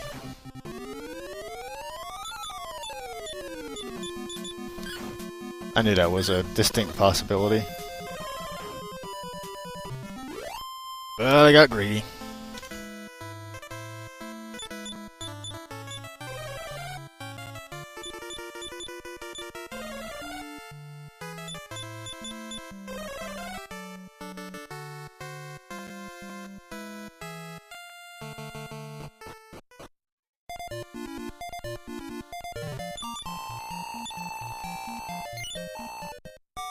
From what I understand, the Android versions are ports of the DS version. There may be some changes. Where am I going? Going here. But they're effectively the same as the DS version.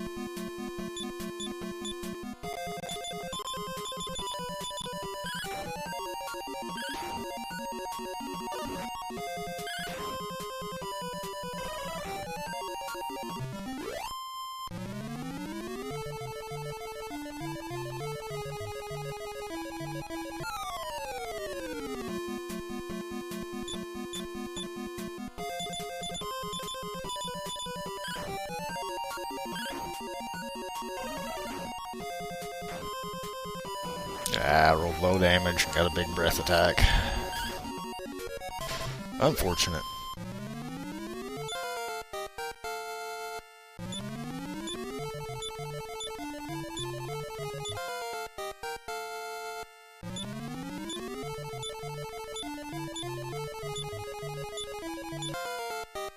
I believe that should be heal more.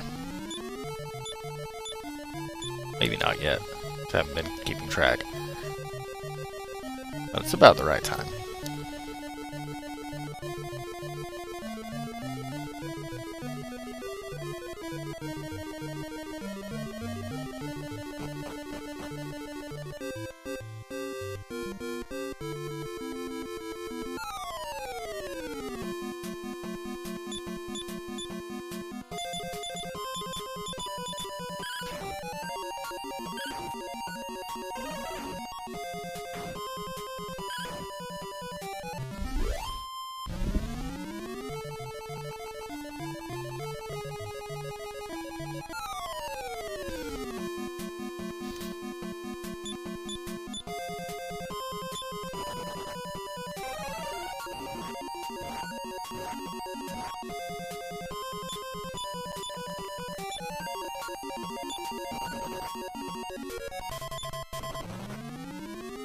That was not a guaranteed run, but it was a 75%er.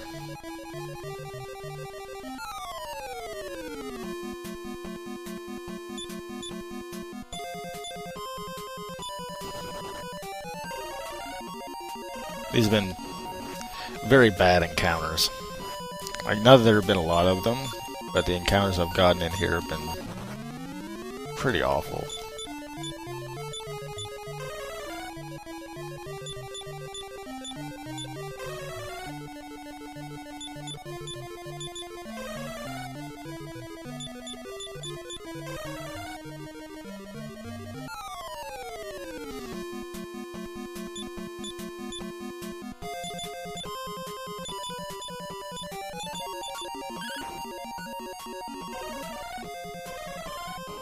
Good sleep resist.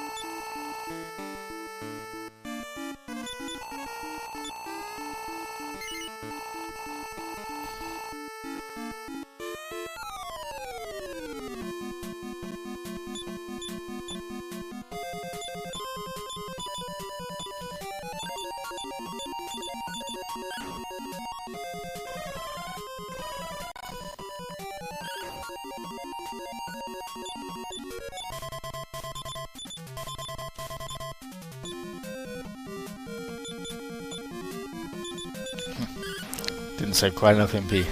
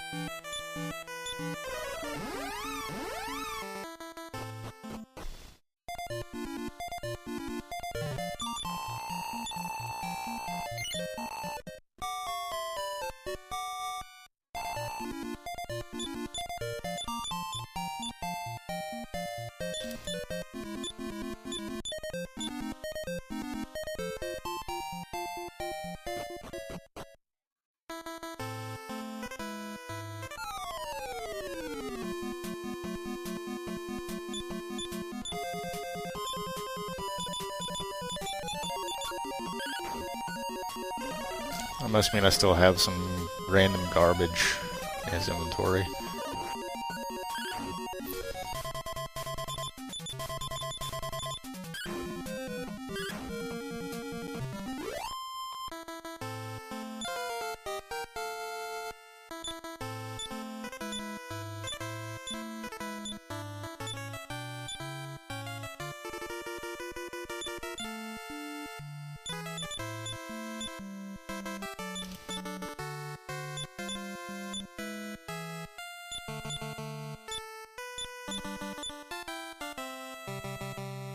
Come on.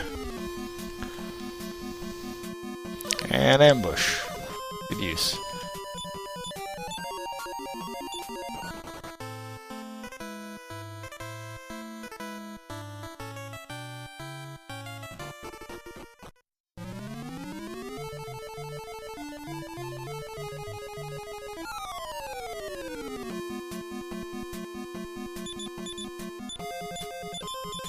I shouldn't be doing this without parrying.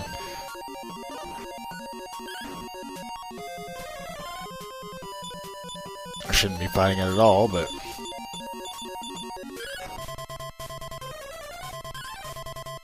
Okay. We're just gonna double resist, I guess. That was rather unfortunate.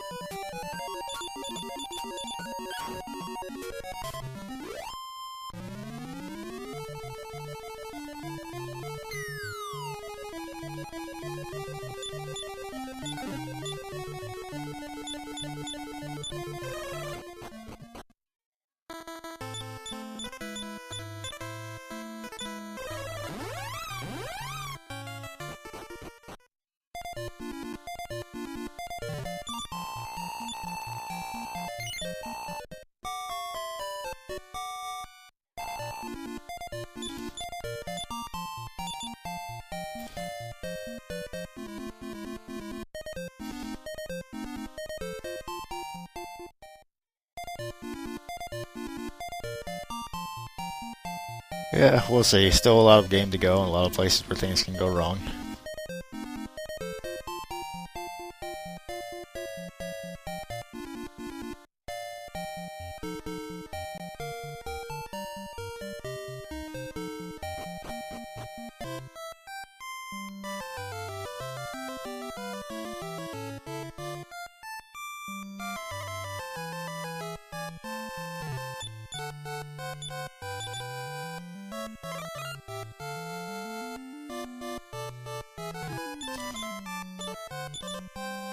Yeah, I mean, 3 is just, it's not a terribly long game to begin with. And your XP required to finish the game is pretty low. Plus, you can manipulate good encounters because the RNG in this game is very different from the other 3 on the NES.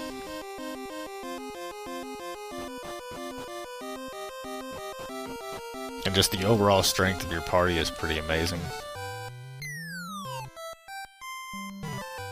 Given parry glitch and all that stuff.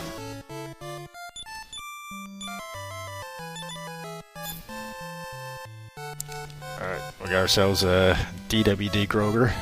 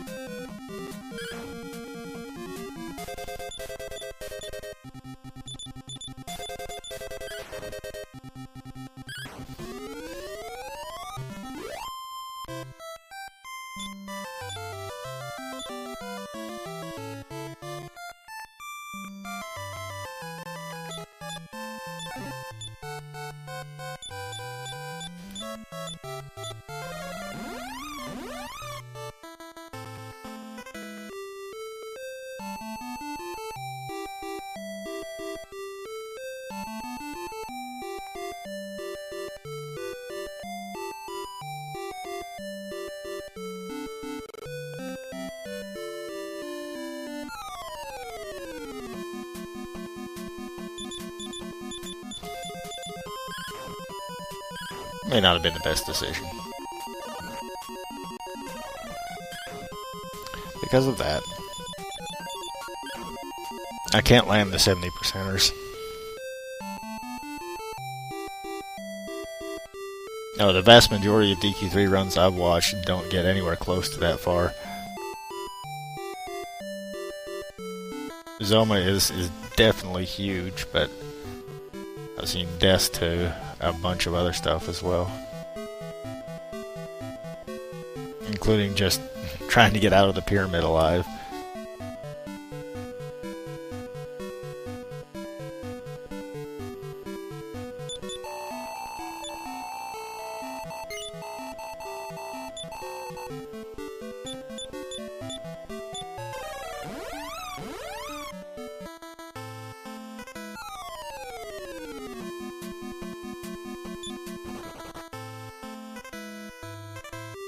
Yeah, Baramos can kill runs, Boss Troll can kill runs, Orochi can kill runs.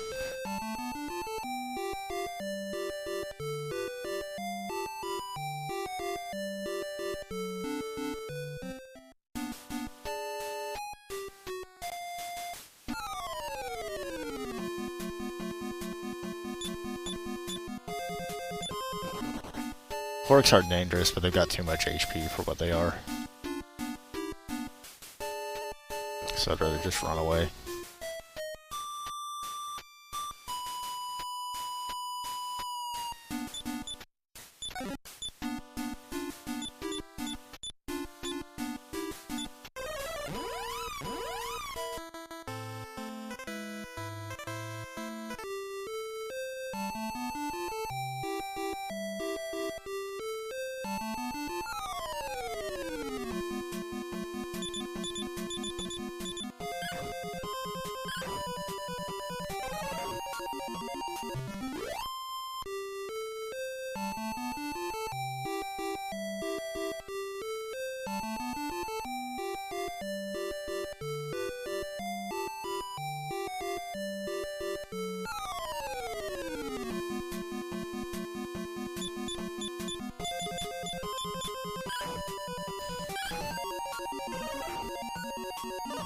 That low damage roll.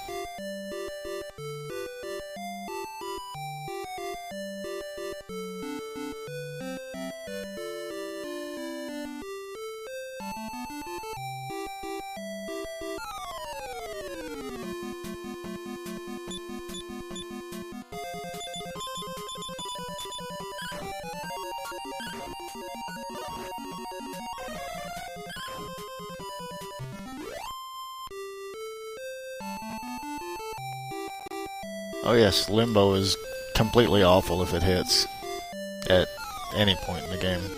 Well, almost any point in the game.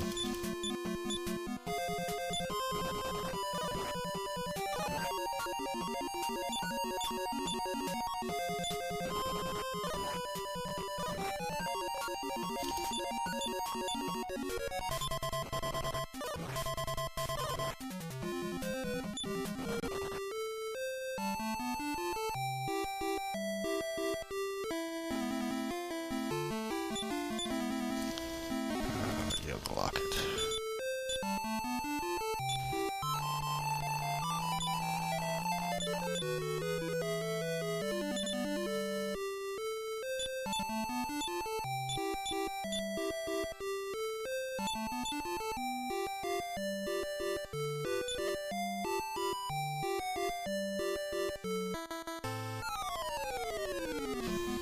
That is actually the wrong way to do that. So I'm going to pick up the sword first. Oh well. Good enough. Let's move something. Yes, I guess.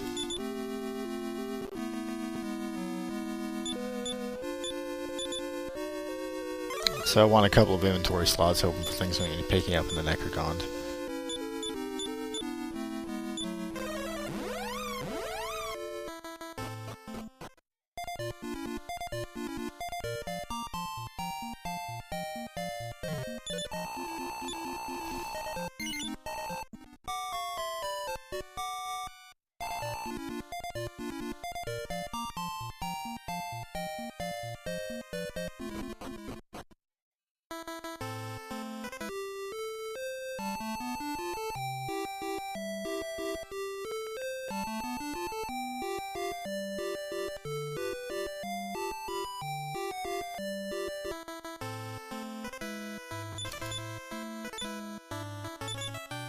So that item is consumed when you use it.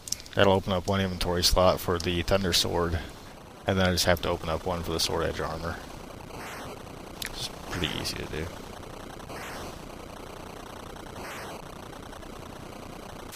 You end up with a lot of just garbage items taking places in your inventory.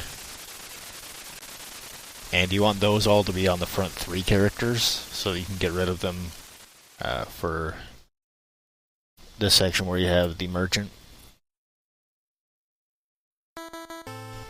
Well, not for that section, during that section.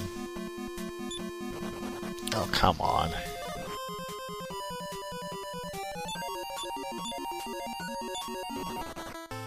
Oh, these low-level enemies, and I can't run. It's a good place for this.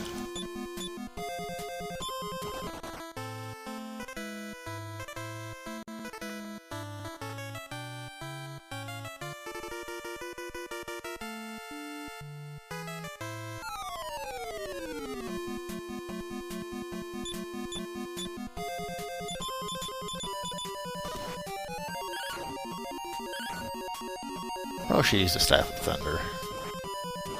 You're always gonna have speed most of the time anyway, so it doesn't really matter.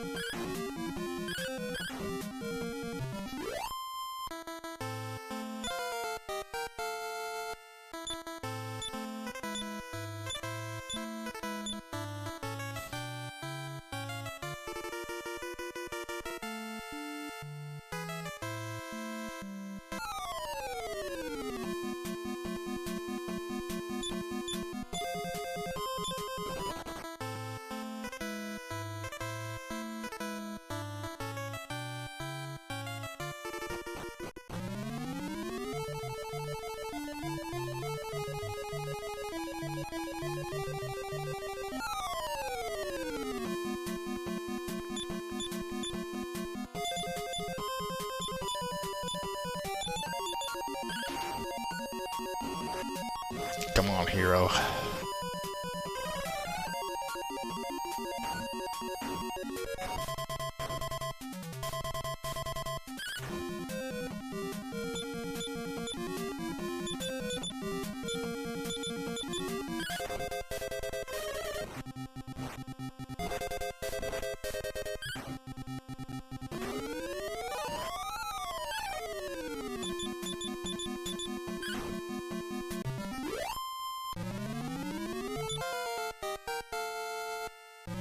Could have been worse, but it didn't go as well as I would like.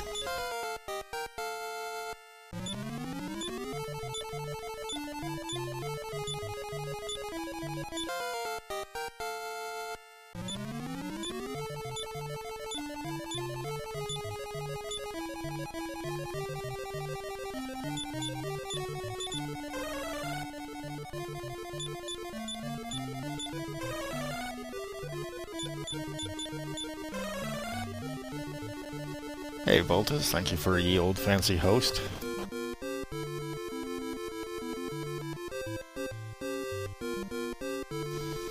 So you have what, 2 medical herbs on my fighter? I would kind of prefer to stay there.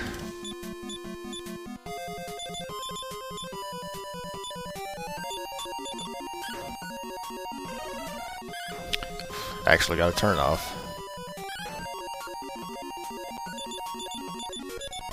Hologhosts are scary. Excuse me, he was asleep. But he attacked me while he was asleep. Maybe he wasn't asleep. And I'm just imagining things. Good use.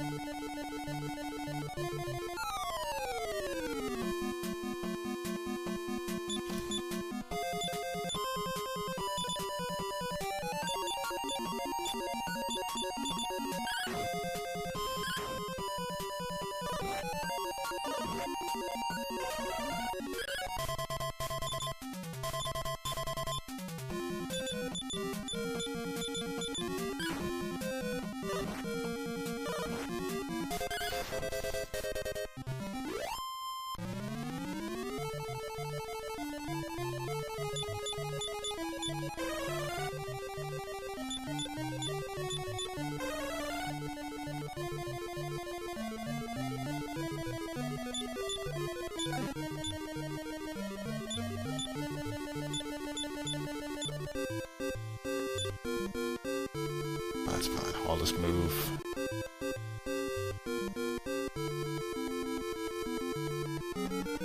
There's something here.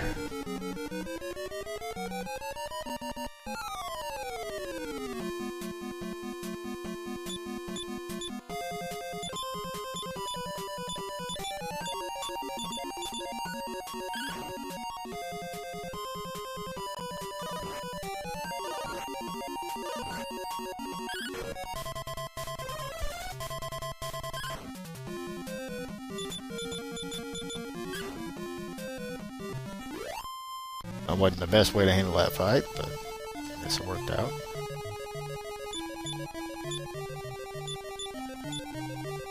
Come on.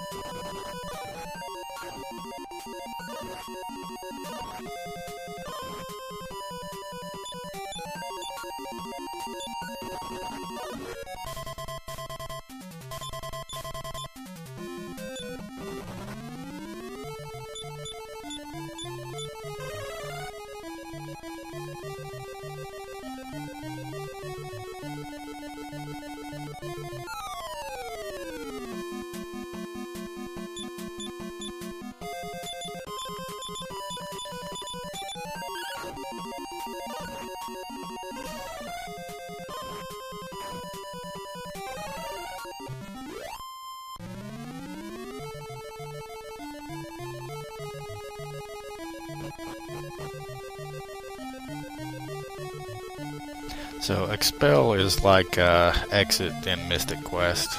It removes something from the battle, but you get no experience or gold for it. It hits a group of enemies, but otherwise the same. Limbo is more of the direct equivalent, but they're on different resist lines. And I don't know Limbo yet.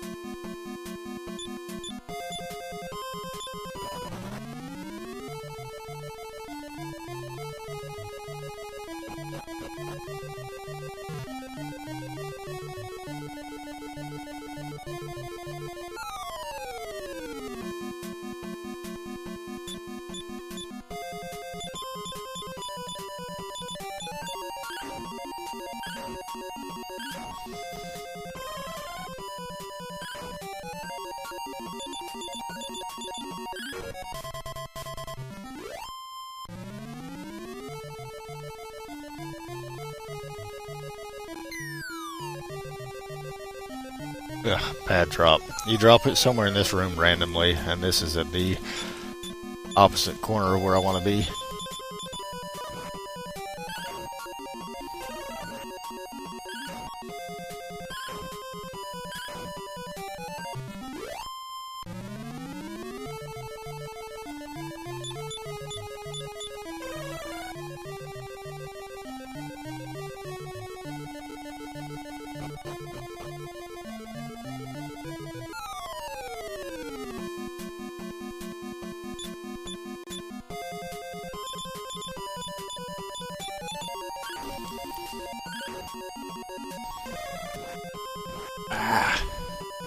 They can physically attack, which is good. They can cast Stop Spell, which is good. Or they can cast Fire Bane, which is bad.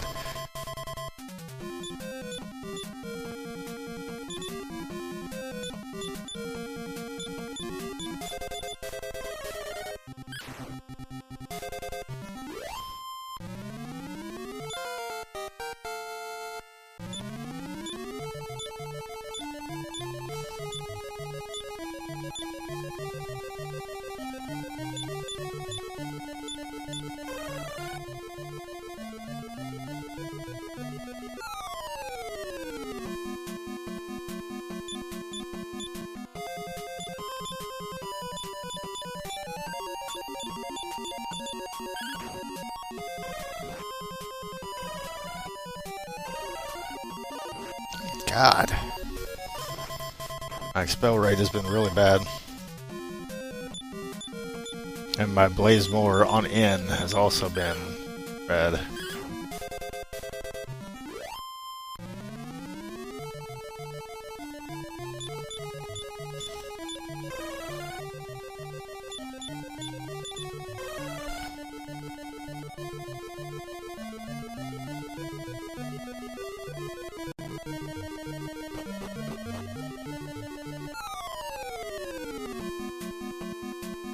Oh crap, I forgot to move the Staff of Thunder.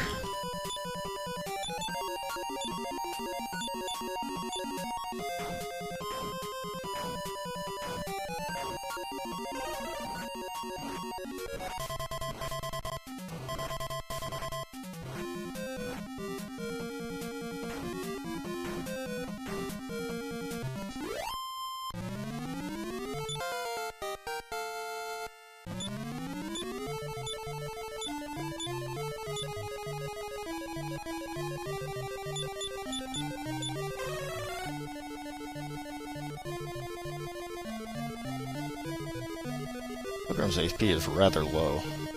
Max HP. Oh well.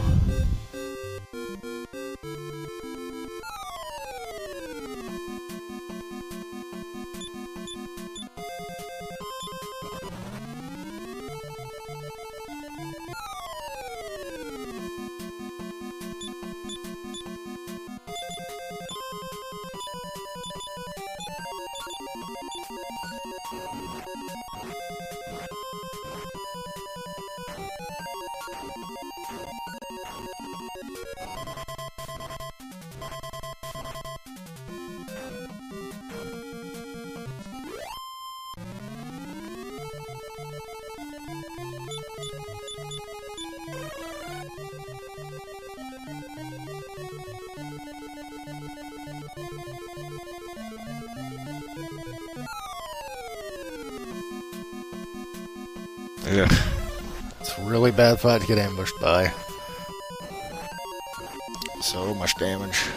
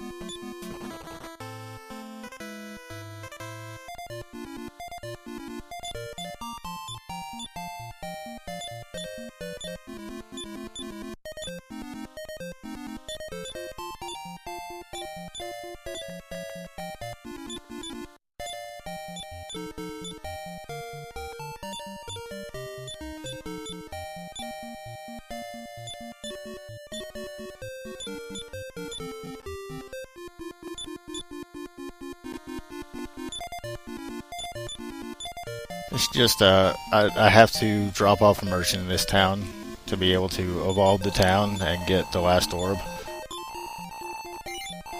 So I made a merchant at the very beginning of the game exclusively for this. It's also a chance to dump all of my items off that I couldn't get rid of.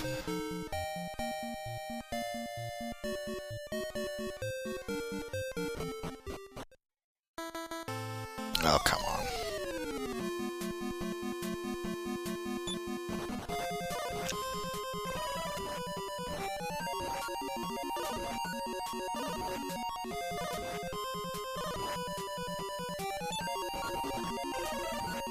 Come on.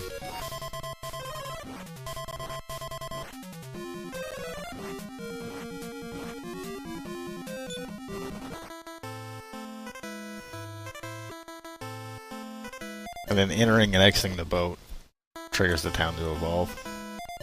And unfortunately, I'm going to lose the RTA tag because I've got something going on in the background I've got to take care of. So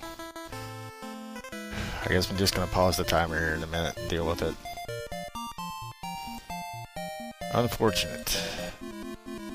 It's either that or I lose however long it's going to take me. Timer.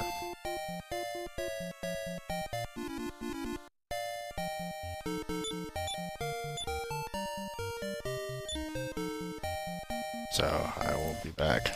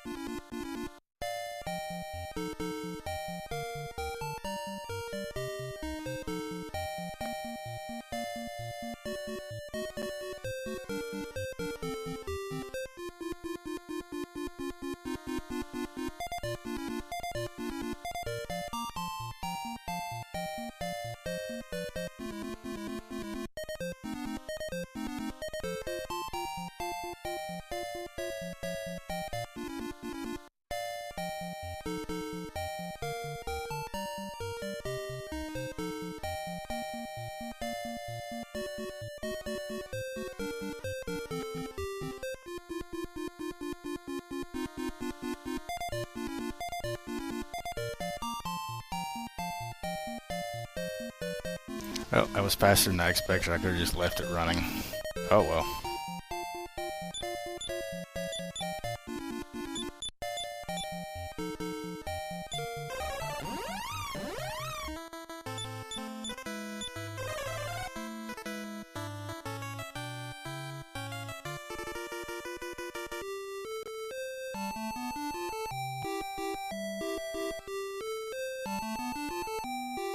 Because the way these things tend to work is now this will be like, because I had to pause the timer, this will be the run that I won't be able to beat. It'll just be annoying.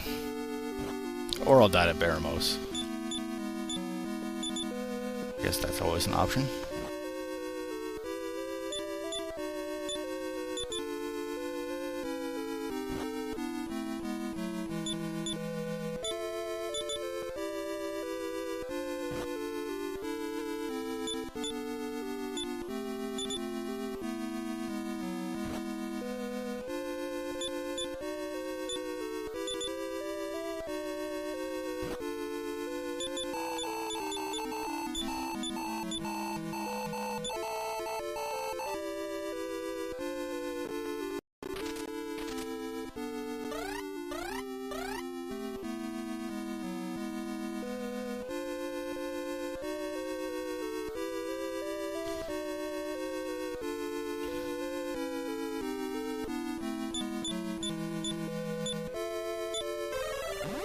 There's blood. Yeah, I would rather not have stoppage in the middle of a run, but sometimes things happen.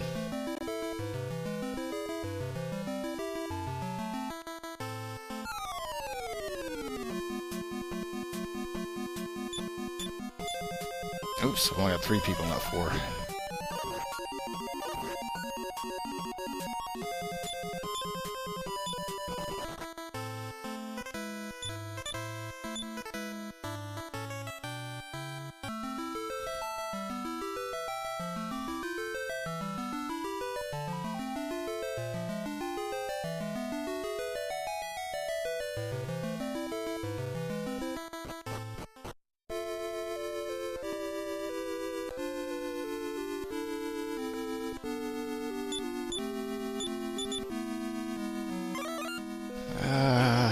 I don't think I'm going to bother getting medical herbs for Baramos.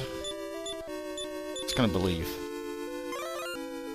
So normally I would buy 2 or 3 medical herbs. 3, actually.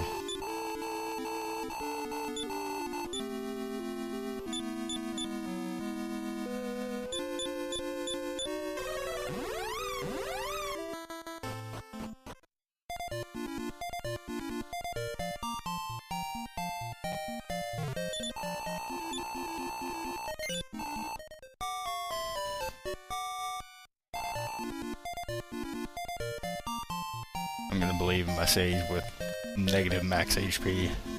It's awful. Should be like 110 by now.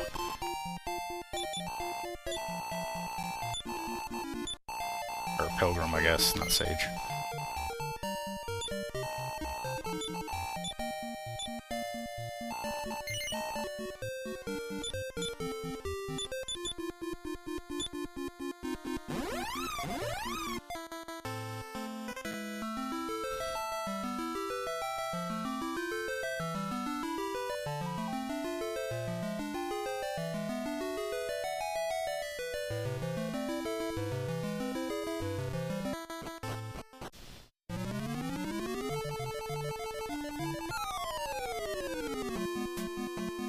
good start. Snow dragons, like all members of that dragon family, are dangerous. Sky dragons being the least because they've got no expel resist, but snow dragons and salamanders are brutal. Oh, good. Physical attack and weak breath are what you want.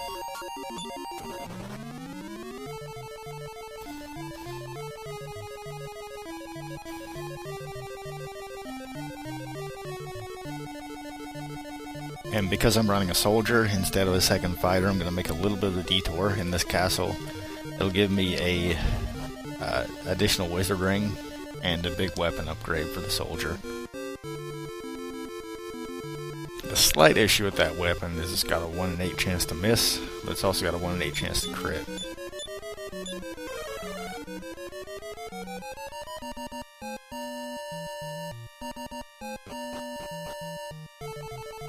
So it'll mean that my soldier will have the highest crit rate in the party, actually. A little bit weird.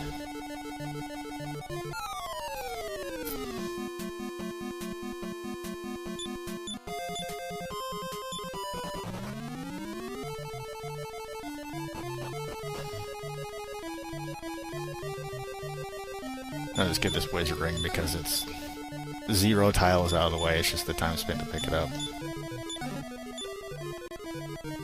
So Demon Axe sounds like a cursed weapon if you're used to Dragon Warrior games at all. It's not a cursed weapon. It does have cursed weapon attribute in that it misses 1 in 8 times. It's like the Sword of Decimation from Dragon Warrior 2, but it's not actually cursed.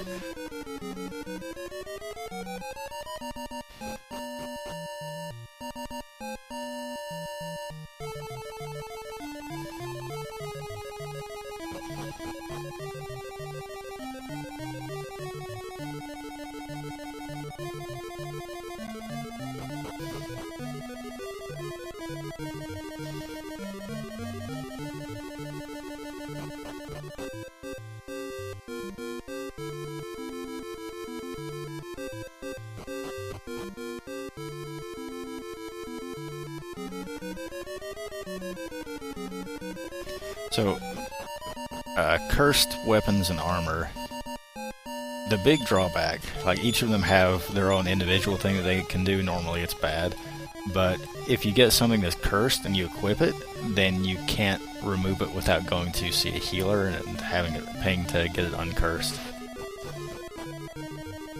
They have a variety of different effects.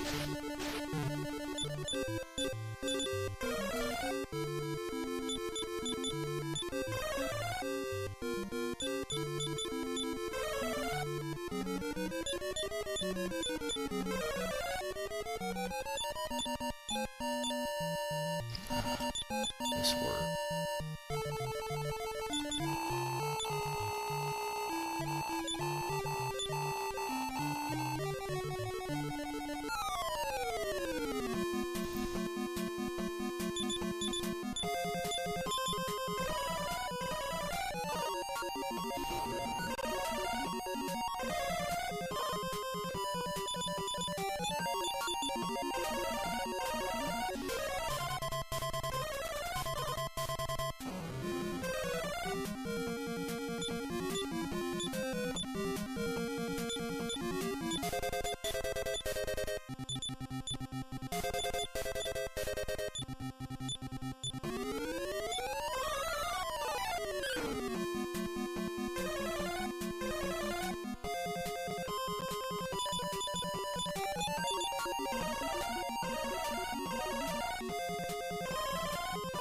One resist already on defense is not good.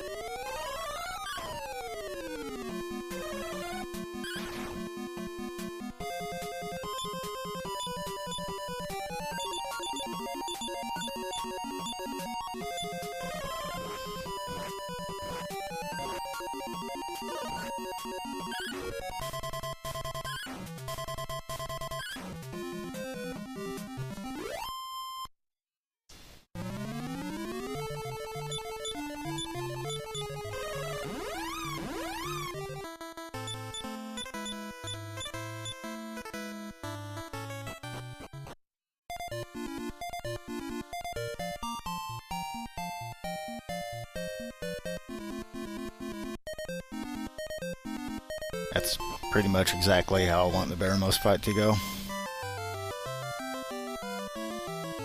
That was the reason I was concerned about my Pilgrim's max HP, is because of that possibility. It didn't live long enough to get the heal off. It didn't matter because nobody got limboed, but if somebody had gotten limboed, it would have been problematic.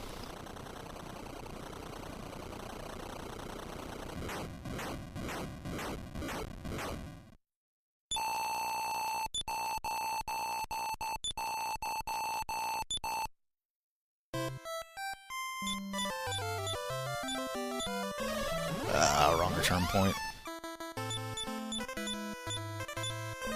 Hey, Xanic, thank you.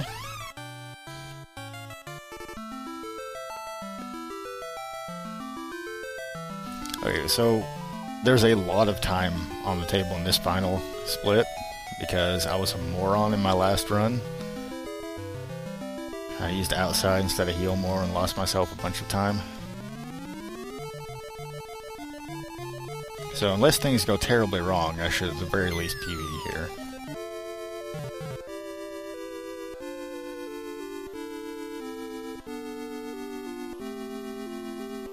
Yeah, for those who are unaware, Limbo, that spell that he was casting on me, if it hits somebody, it instantly removes them from the party and kicks them back to the tavern. I have to go pick them up again. So they're dead for that fight, and I have to do garbage to make up for it. It's a terrible fight because it takes forever.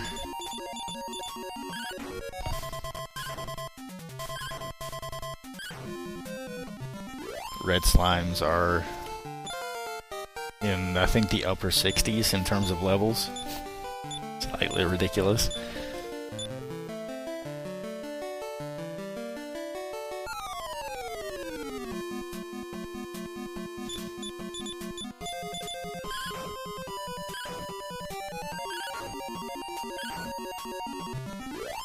So, XP that I'm looking for, basically I want my Pilgrim to learn Limbo, which is level 20 is the minimum level for that.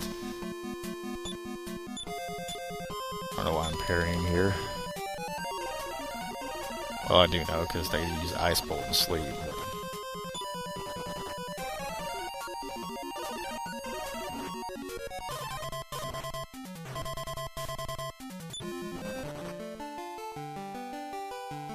Sub 4 is on the table, we'll see.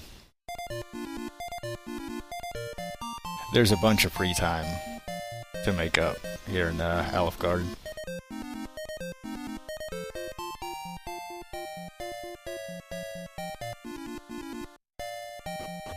Just an average Alfgard should easily be sub 4.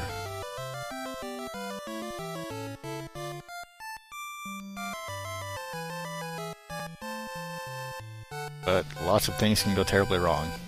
Like this guy.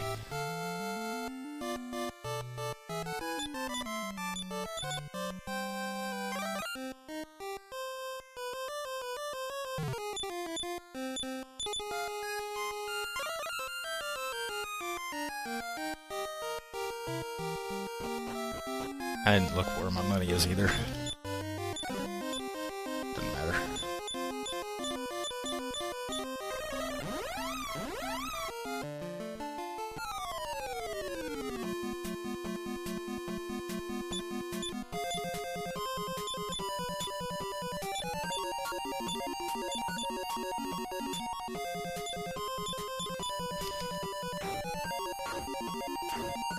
I'm gonna go put a lot of resources into trying to kill these goopies before they can call for reinforcements.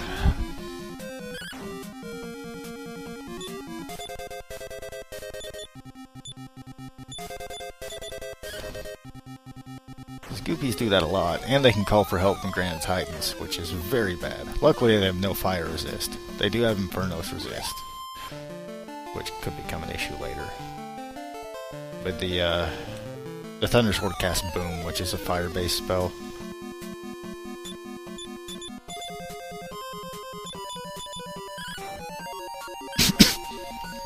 And the Staff of Thunder casts Firebane, which is also a fire-based spell. So if I get good turn order, I just kill all the goopies immediately. And the reason that money matters is it makes a difference whether or not I sell the Thunder Sword. If I can... Okay, so the Thunder Sword has lower attack power than the Demon Axe, but not by very much, and it doesn't come with the chance to miss or crit. So I would prefer to have that on my soldier, but if I can't afford it, then I can't afford it, and I just use the Demon Axe. And it's more or less the same, it just gives me more opportunities for bad luck to cause problems.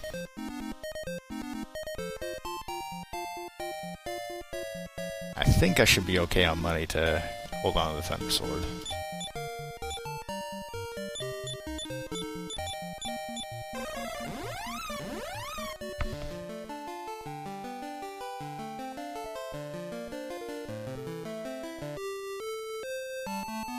Yeah, the only lightning elemental damage in the game is the hero's zap and lightning spells. Oh, his zap line, I'll just leave it at that. Because Infernos is its own resist that is... Basically it's wind, although it's just Infernos resist. And then there's fire and ice.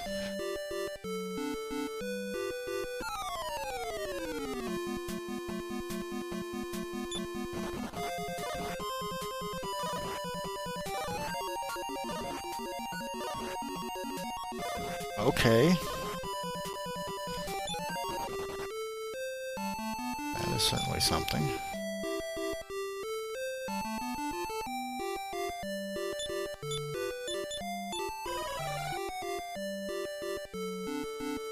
And I could have probably killed that in one round, but it's a bunch of Man-O-Wars that are very weak enemies, as opposed to these, which are very not weak enemies. They can attack up to 3 times a piece in a round, and they can critically hit with high base damage to begin with.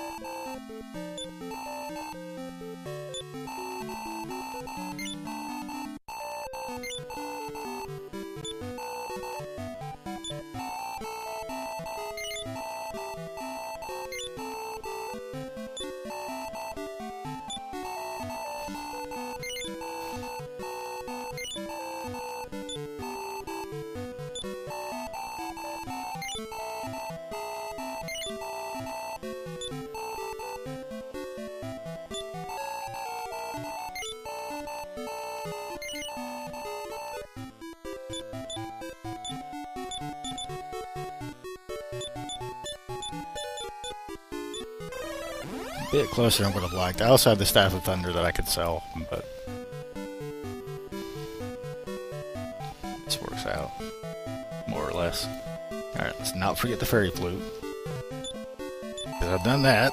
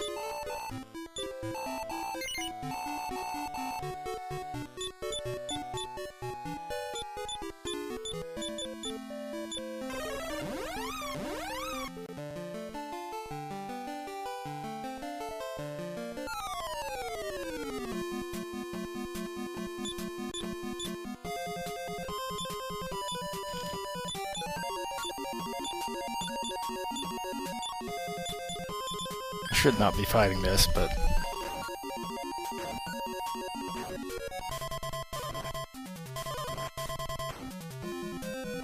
more of the superstition of lately I've been getting crushed so hard by Skalgons and failing to run from them.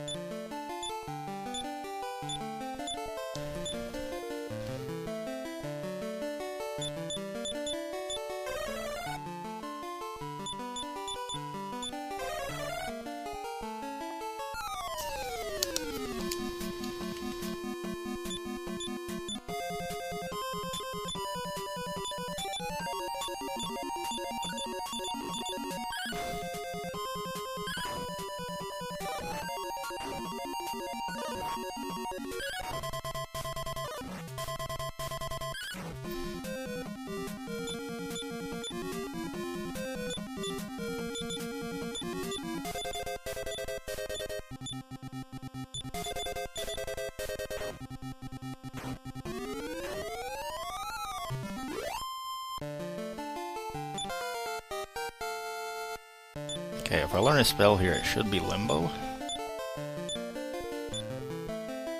Which I didn't. I'm likely to gain another... maybe 2 levels by the time I need it. So it shouldn't be an issue.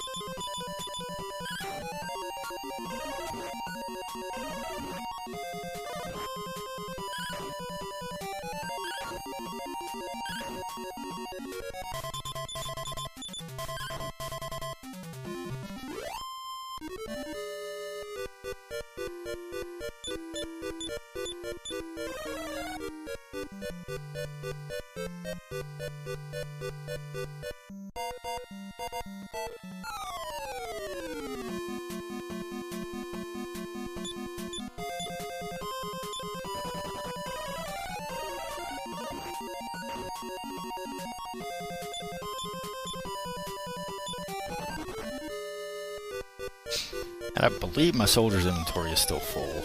It's either full or he's got 1 slot.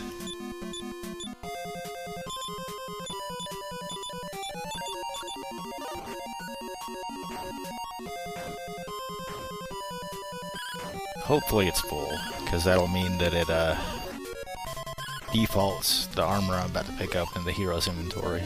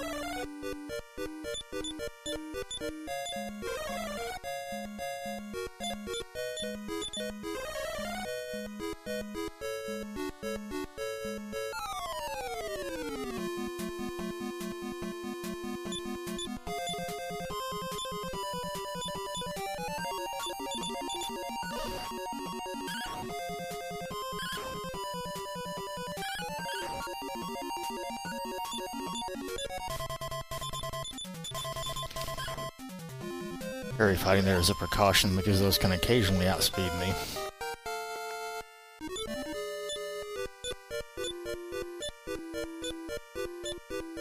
Okay, Limbo.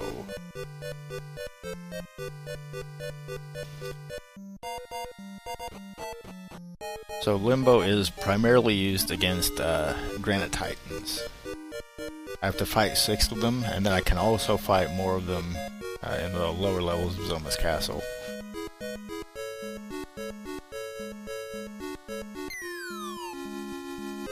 Good use. Not paying attention.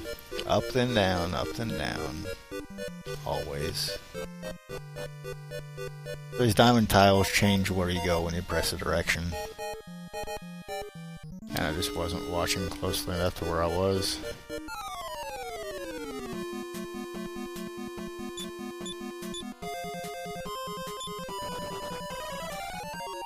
Okay, at least there's not enough room for to call for Granite Titans.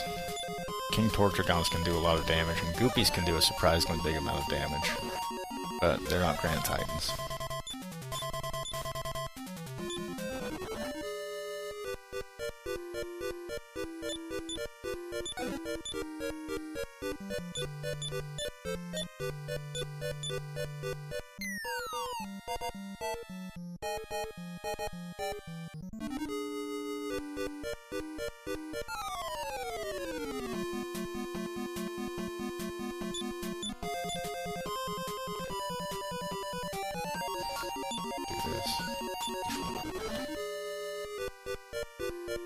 If I fail to run from that a few times, then probably 2 people die. But I also can't really fight it with both a King Tortragon and a Magic Wyvern there. It's one of the worst encounter formations you can get here. Alright, see you later, Umphy. Thanks for stopping by.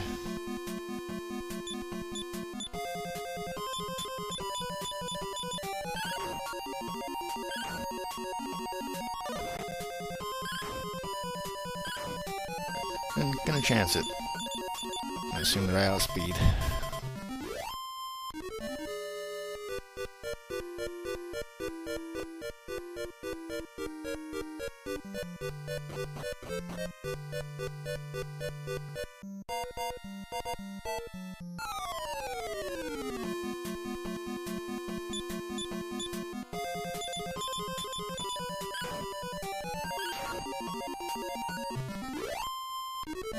Delicious, thank you.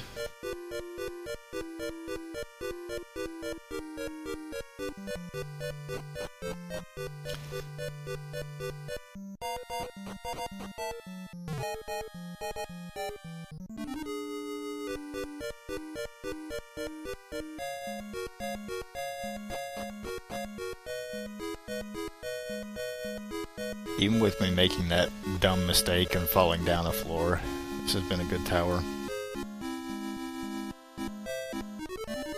Without that, it would have been an exceptionally good tower.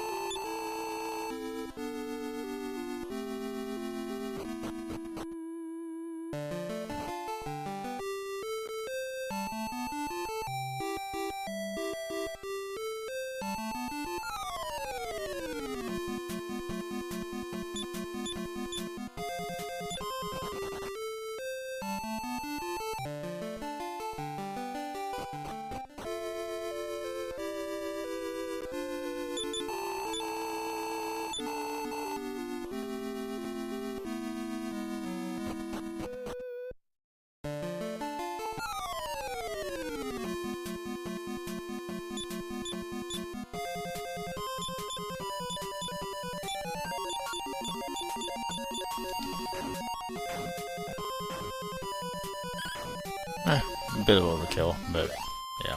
Gold bashers are much less threatening, much less valuable, because they just give a bunch of gold and not too much experience, and they've got a chance to run. Not a very good chance, but...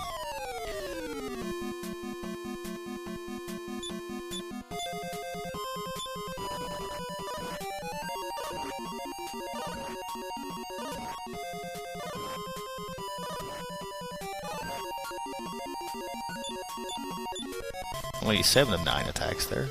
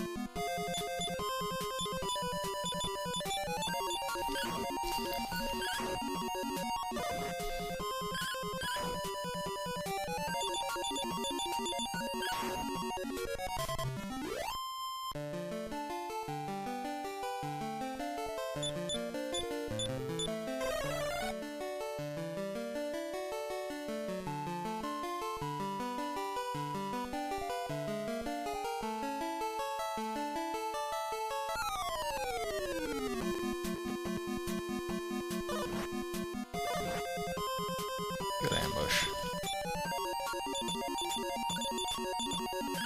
Now if you can add a crit to that, be a pretty strong Darth Bear play.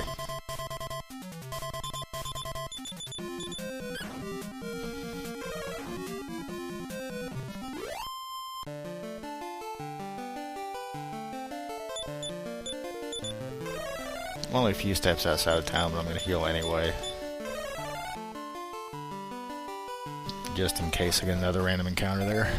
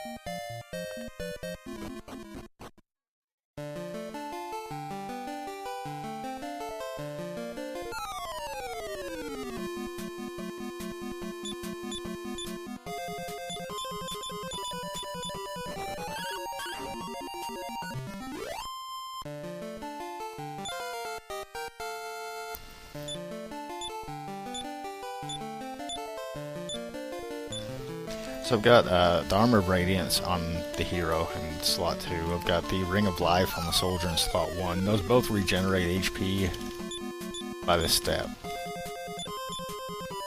This isn't a particularly good thing to fight, but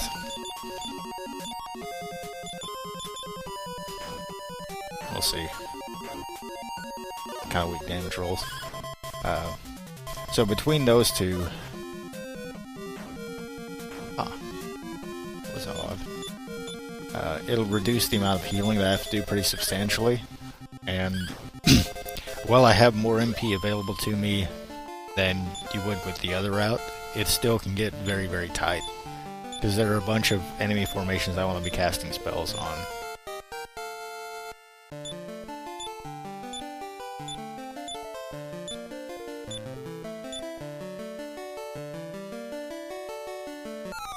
And then I'm relying on Wizard Rings not breaking instantly.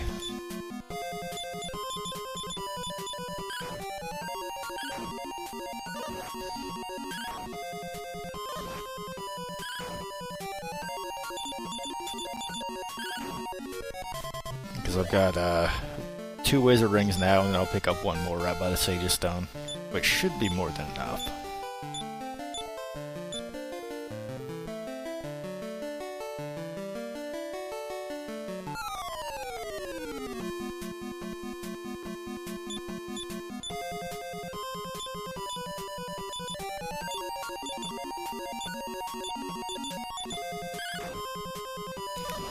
This is not an unusually high number of encounters, but it is a decent amount more than I would like. The encounter rate basically for the entire remainder of the game is pretty high. There's one floor with a reduced encounter rate, but other than that, a lot of encounters and a lot of danger in them.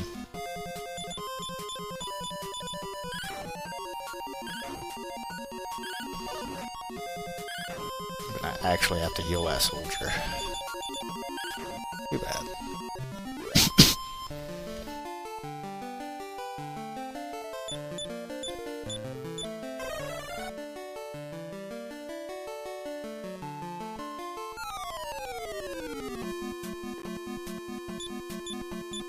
Here I either want to kill quickly or have them run away quickly. It doesn't really matter to me too much which happens.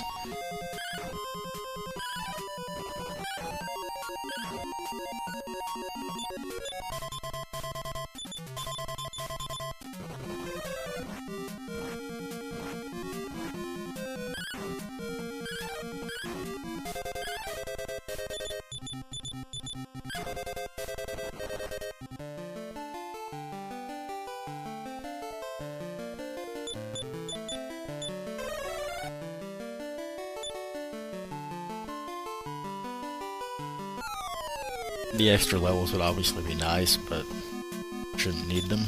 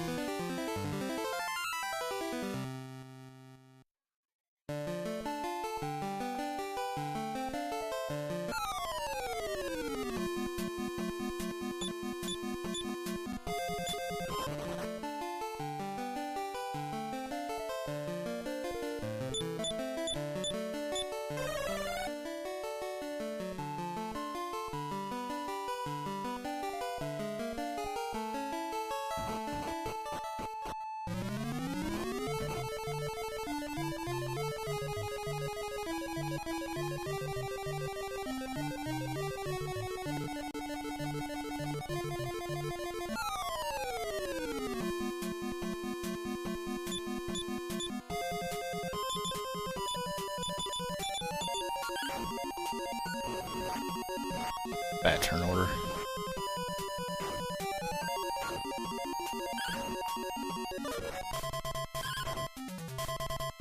Could have been worse.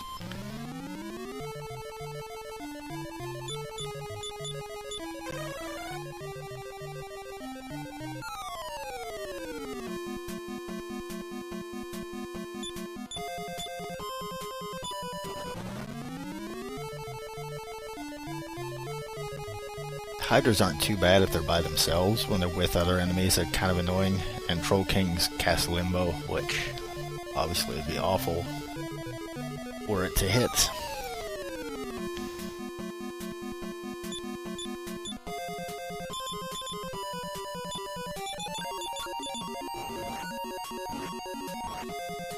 Okay, Green Dragon. Get on down with your bad self. Outspeed my entire party.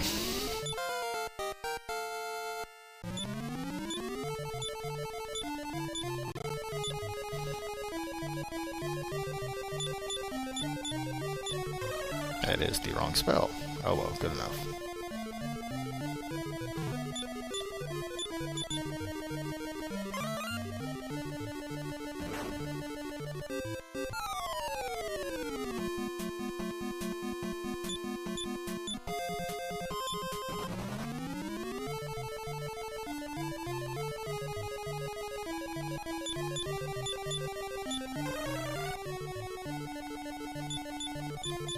God, my Pilgrim HP is still terrible. Alright. Got 3 fights here, the same thing.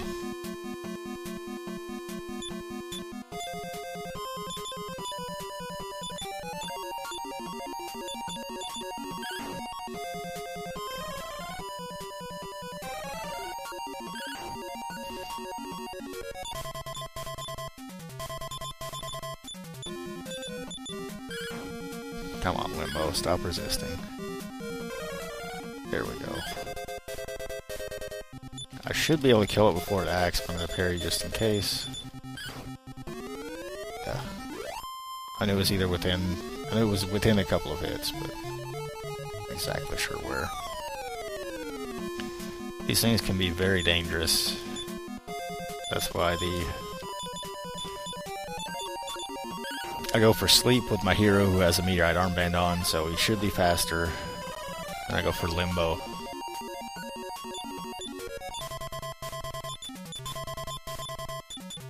If I get hit with limbo, I'll have to turn around and get him. I can't win the boss rush with 3 characters at this level.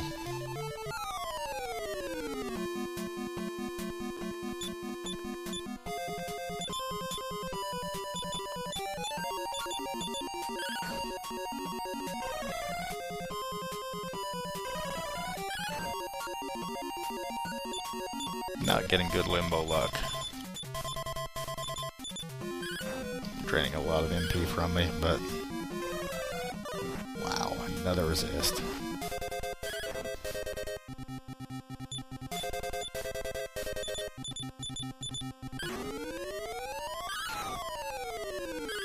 Oh wow. I thought both of those were going to die off of those hits. Dang it. What in the world?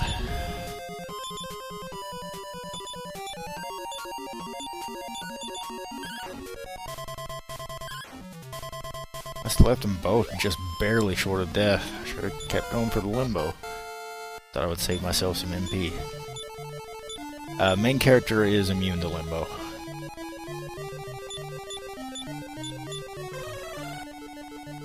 It will always miss.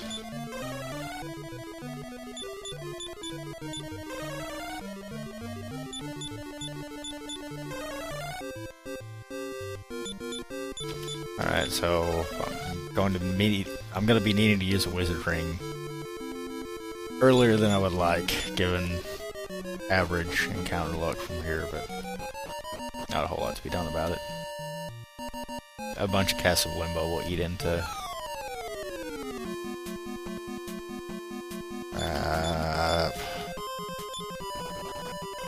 please no.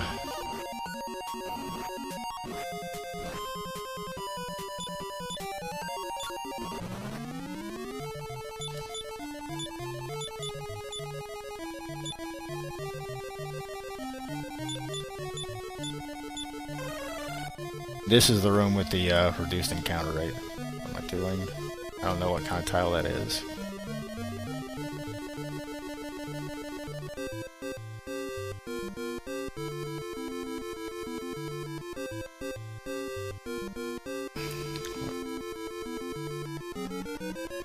Can't get my inputs to take, so it's going really slow here. I ended up on the wrong side of that because it dropped inputs. Oh well.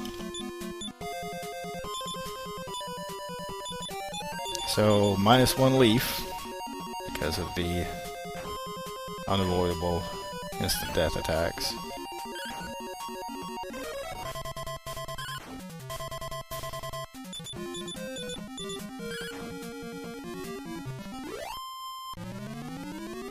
I mean, I maybe could have fought that, but even so, it was...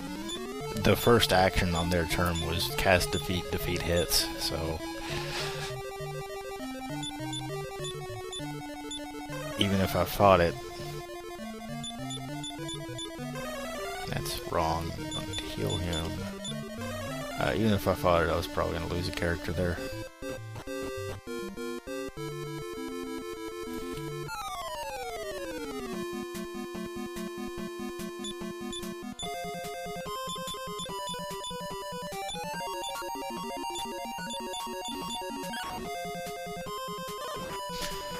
So Soroids hit hard, and they're really fast, and they can crit.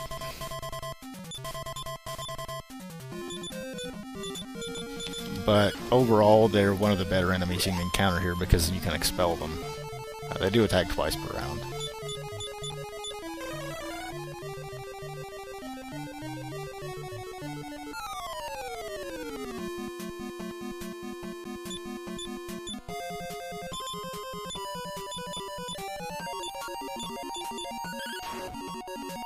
Oh, nice crit. doesn't really matter, but nice crit anyway.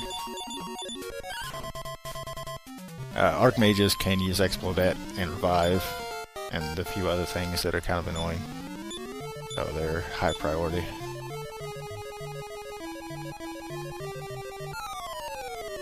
Come on, encounter rate.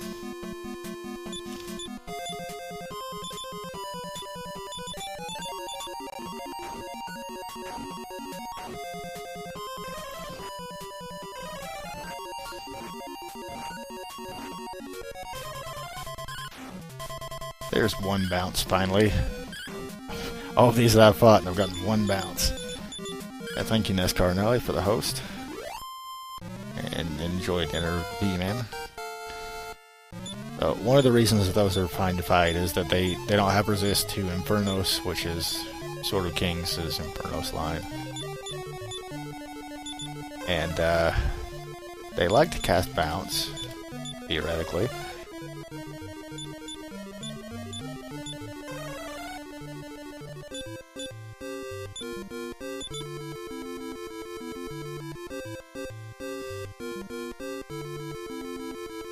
But they also cast Blaze Most and Emperor Most.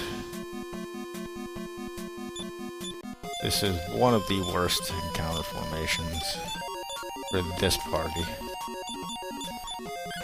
Always a Limbo lands. I'm in okay shape. There's Revive. Limbo misses, of course.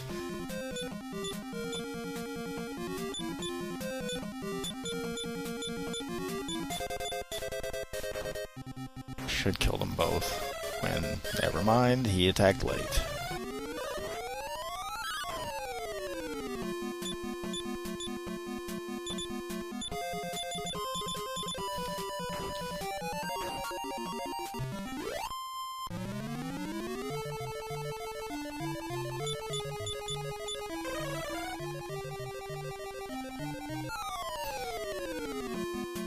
Counter rate, please.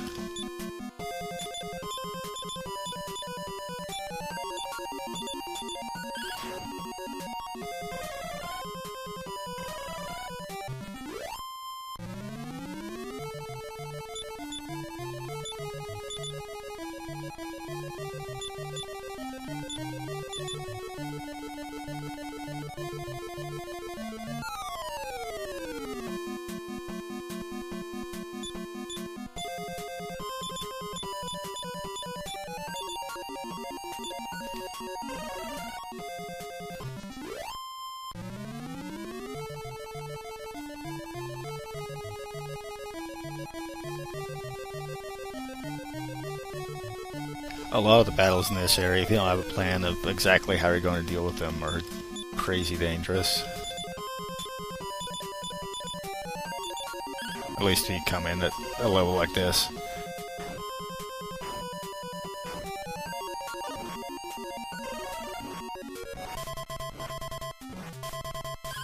I should have just cast Emperor more with my priest there. Or Pilgrim, whatever.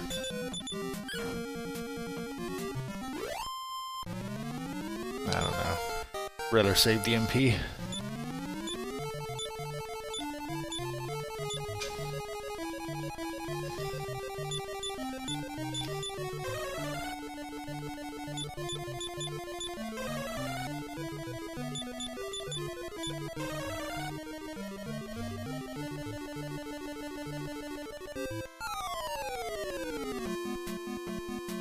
Here we are again.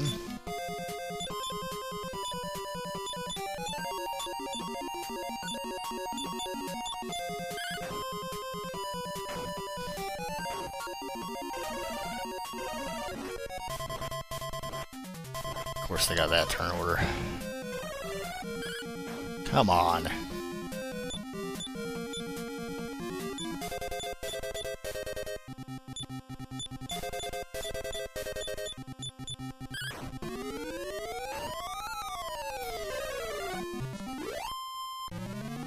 Got so many limbo resists.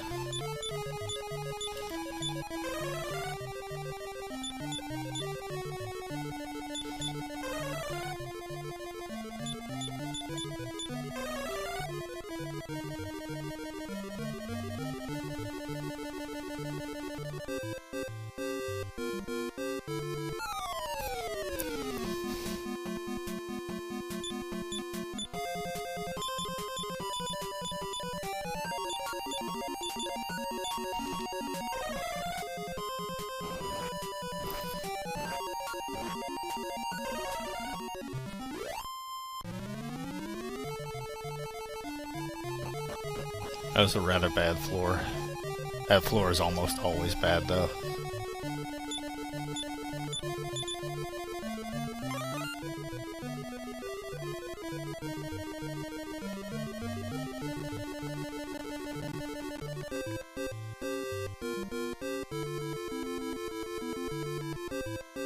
Alright, I'll scroller boss.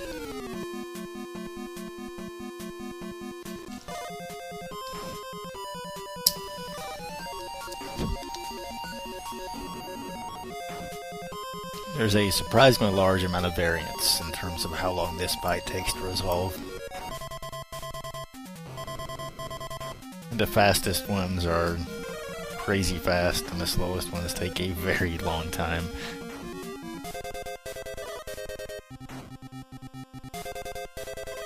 So this could literally be probably 3 minutes difference between a best possible and a worst possible. Well, worst possible within reason.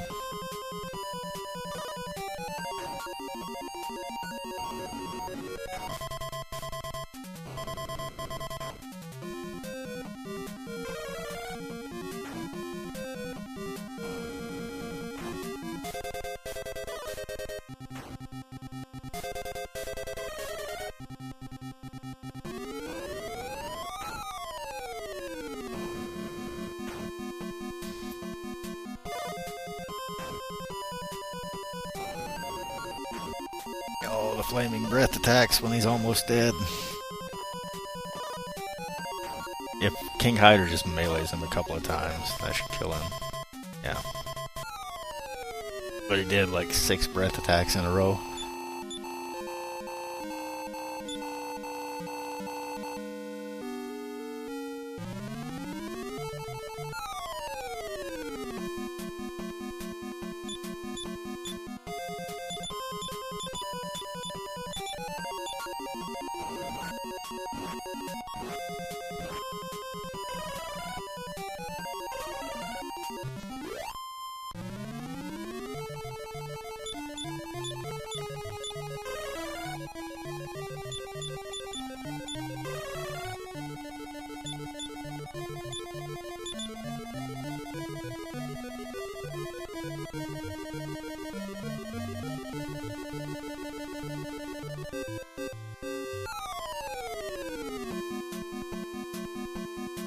Ouch. Only 2 attacks is actually really good luck off the bad luck of getting the ambush in the first place.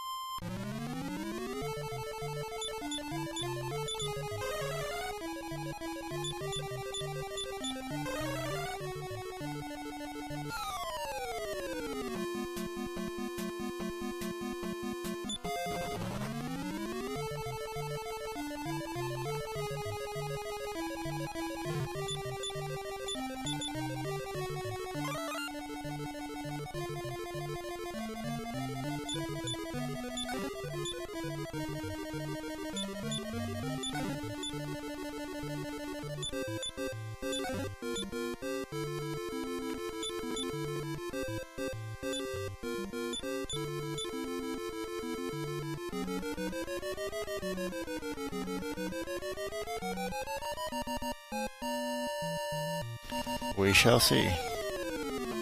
For what appears to be a high spirits raid.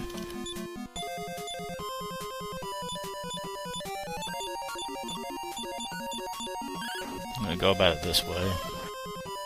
Ouch. Again, those things can cast bounce and basically waste their turn, but instead...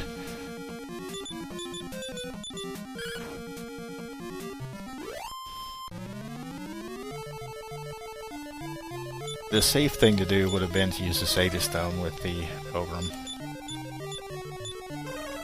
But it would have likely extended another 2 rounds. of combat.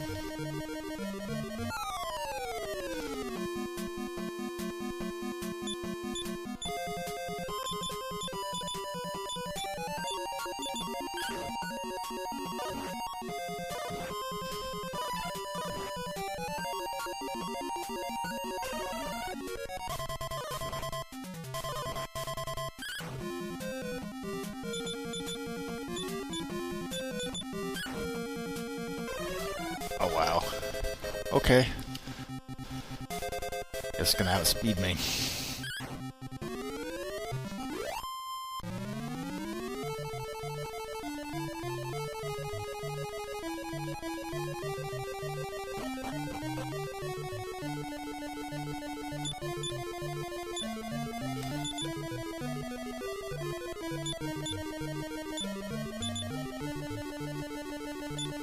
Come on, let's get some good gains off the wizard ring. Or it can break into pieces, that works too.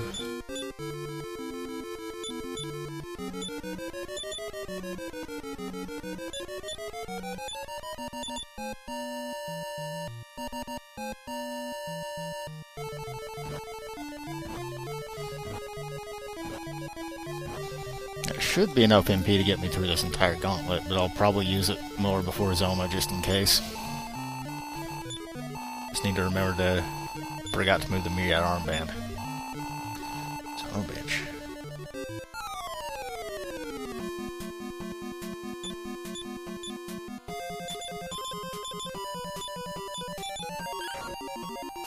I also forgot to move the hero in the back. But that didn't really matter for this boss.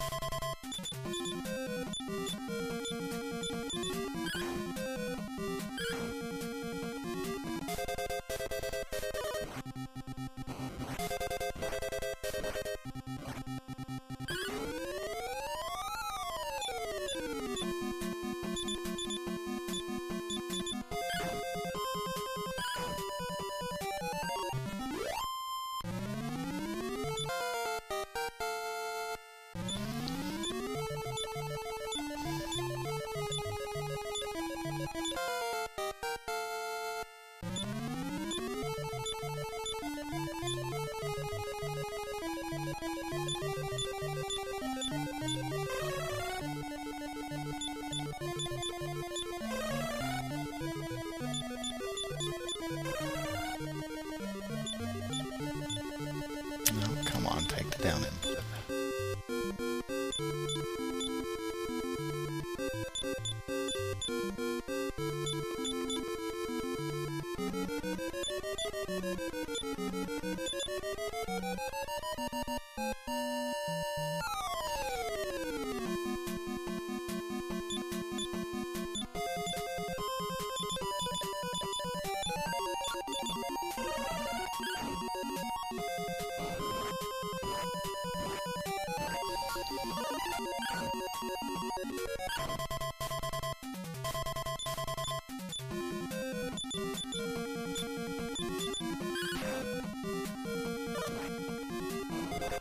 Bad turn order.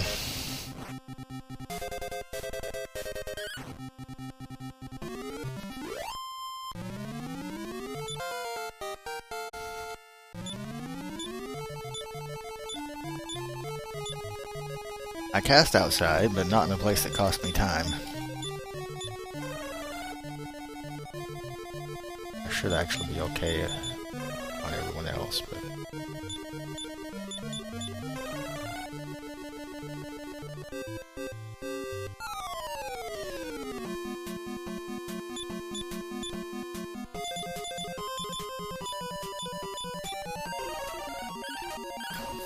Good dodge.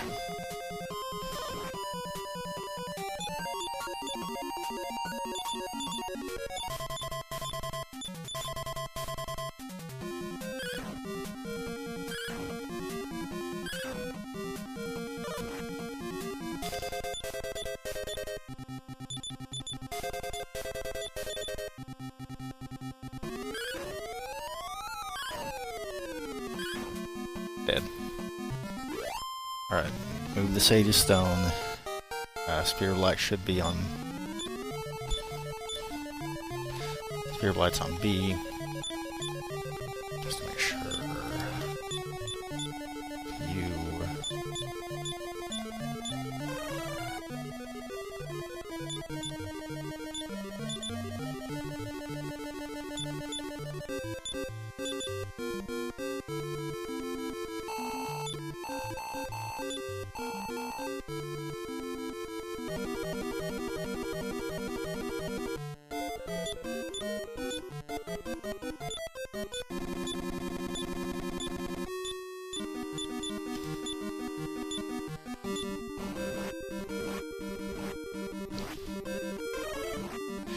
Oh, I didn't move my medical herb. Oh no. There's no offensive medical herb for Zoma. That's slightly unfortunate for style points.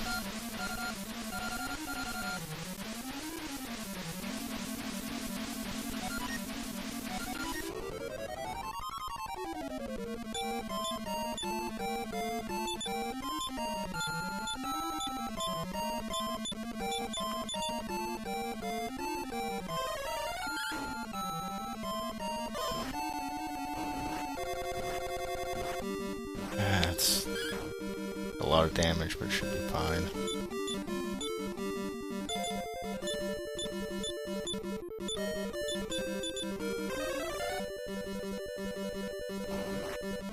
No freezing wave. Snowstorm.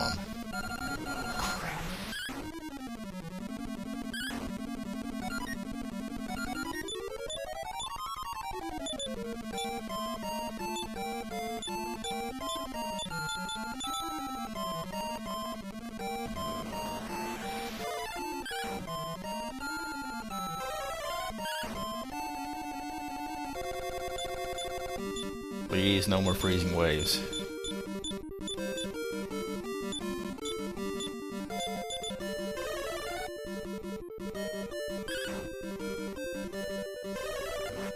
Snowstorm is good. I'll take Snowstorm all day long. Son of a bitch.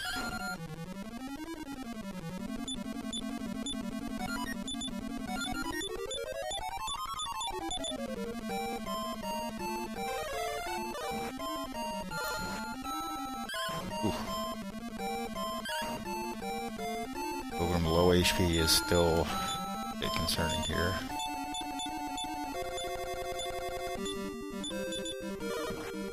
Oh my god, you really spiked him with bad turn order.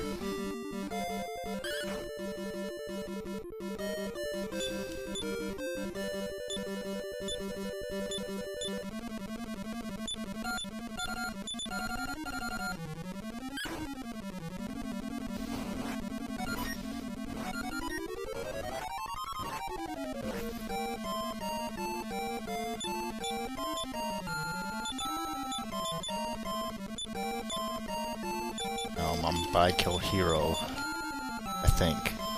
I don't remember if I by-killed the hero or not, but...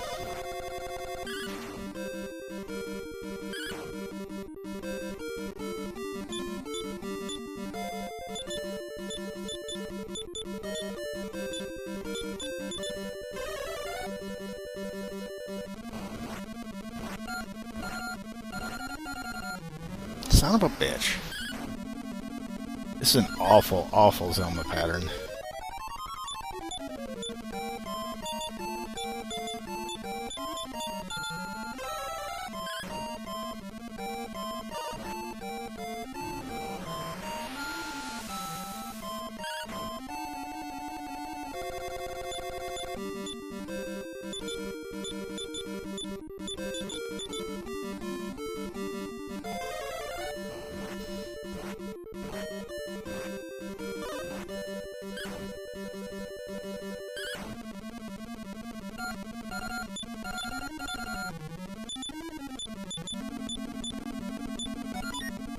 Probably go for a heal more and finish him off, but I'm not sure. Like he's very close to dead, or should be at least. Yeah, could have gone for the heal more. Terrible, terrible Zelma pattern. That fight can resolve in about 4 turns if you get a really good pattern, but not a whole lot you can do about it.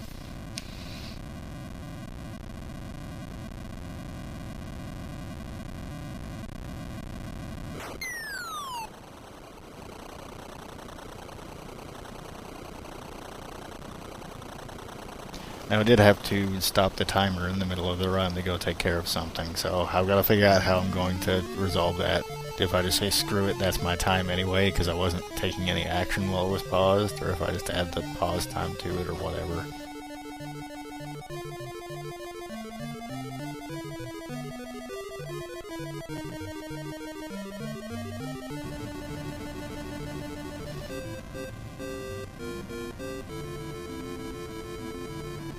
I think it was, what, about 2 minutes? Something like that.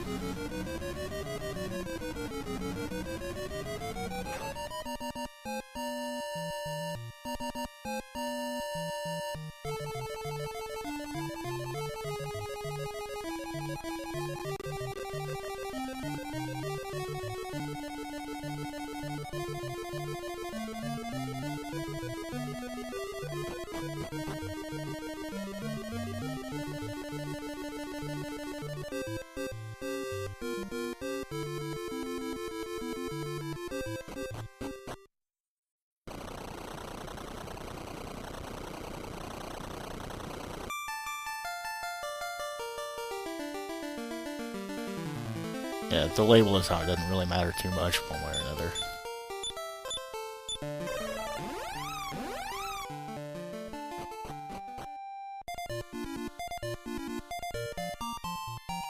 It mostly will come down to how much I want to try to beat this time. Had one last NPC bump into my way. Oh well. Still one more chance for an NPC to jump away here.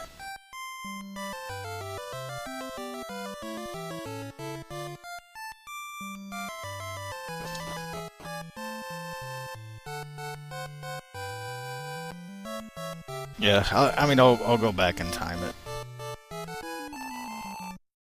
Unfortunate, because that would have been a really good run.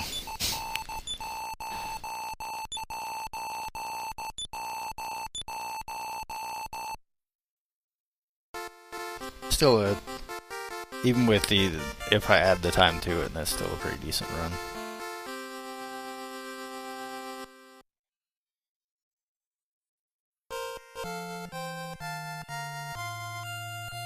The first stretch to Romilly was a little bit slow. I could save more time going to Dama. My orb collection was still not very good, but that's still a 1 hour Aleph Guard. No, I guess it was a little bit under an hour Aleph Guard. Like a good Aleph Guard, not exceptionally good.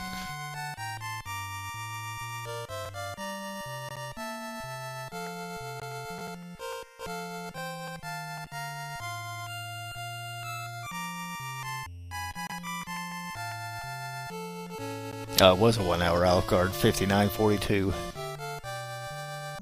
Blech. I can be a lot faster. So something like 3:35 is probably doable. If you got a really, really good run. But that would take like the the crazy segmented time Aleph Guard, or like Darkwing Duck got a 47-minute Aleph Guard in one of his runs.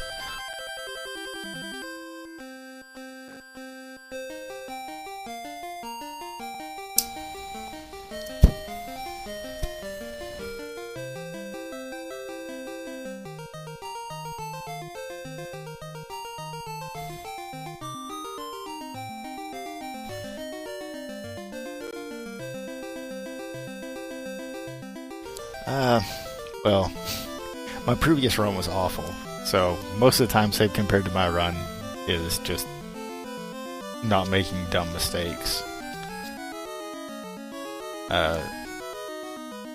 The route that I use is a little bit faster than the one that Darkwing uses. Because I take a bit of a risk and kill off one of my party members for the grind.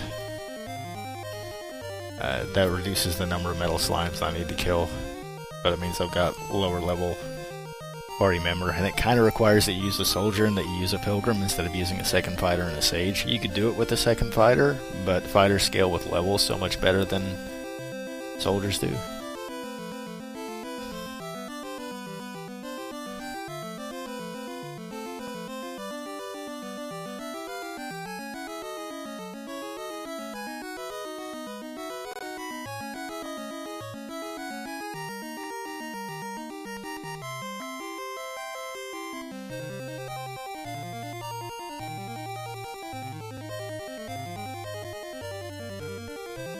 Yeah, I think what I'll probably do is go back in time how long I stepped away and just add that to the final time. Then figure out if I want to try to get a legit sub 350 run.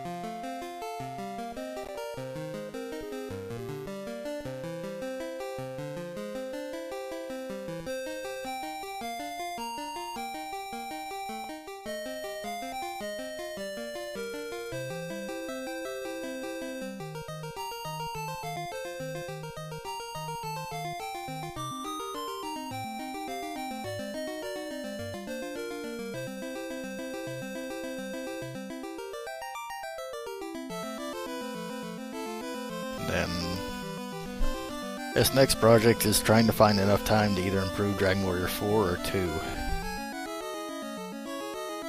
Both of which require much more time open. But I would like to get a sub 7 Dragon Warrior 4. But that requires a 10 or so hour time block open to be able to get resets in the first 2 chapters. So we'll see.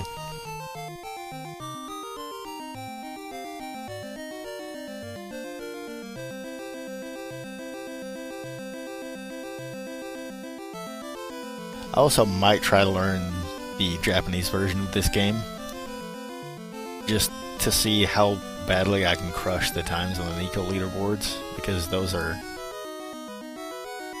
the times for this version of the game in Japanese are not good at all. Like, even if you add on the ending, this is substantially faster, and the version differences are not that big. Plus you get turbo, and you get faster text, so... My 7 Saga time does need improvement, but that's not on the agenda anytime soon.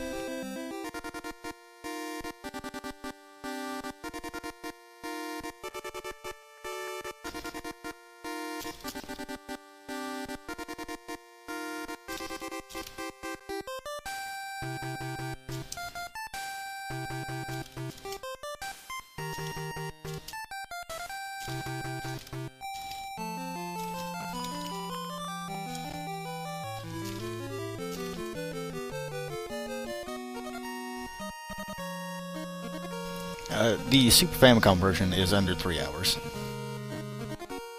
I'm talking about the Famicom version. Those are, I think the best times on the Famicom version are something like 4:12, 4:18, something like that.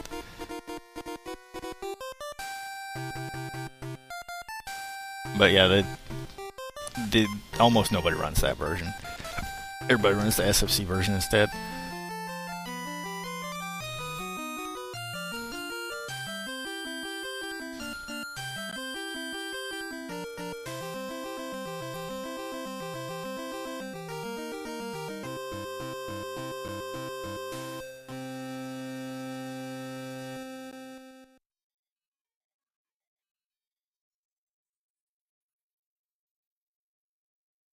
and JB timing end, and such. Alright. Let's see who's around to send people to. I also did, kind of at the open of the stream, I did an explanation of how you use files to set up manipulation for the bomb cracks and the metal slimes. So I'll try to remember to highlight that because I know there are several people who are looking to learn this game. It's a fun game to run.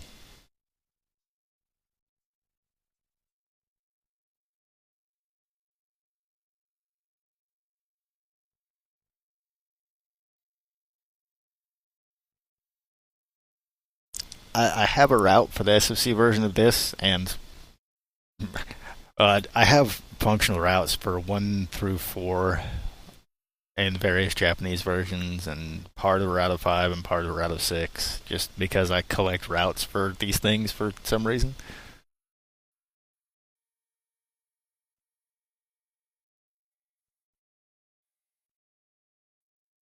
Oh, not a whole lot of people on. Uh, guess we'll go this way. Abs is doing Super Mario RPG.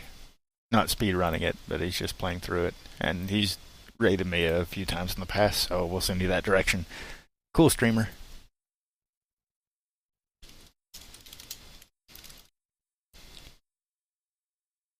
And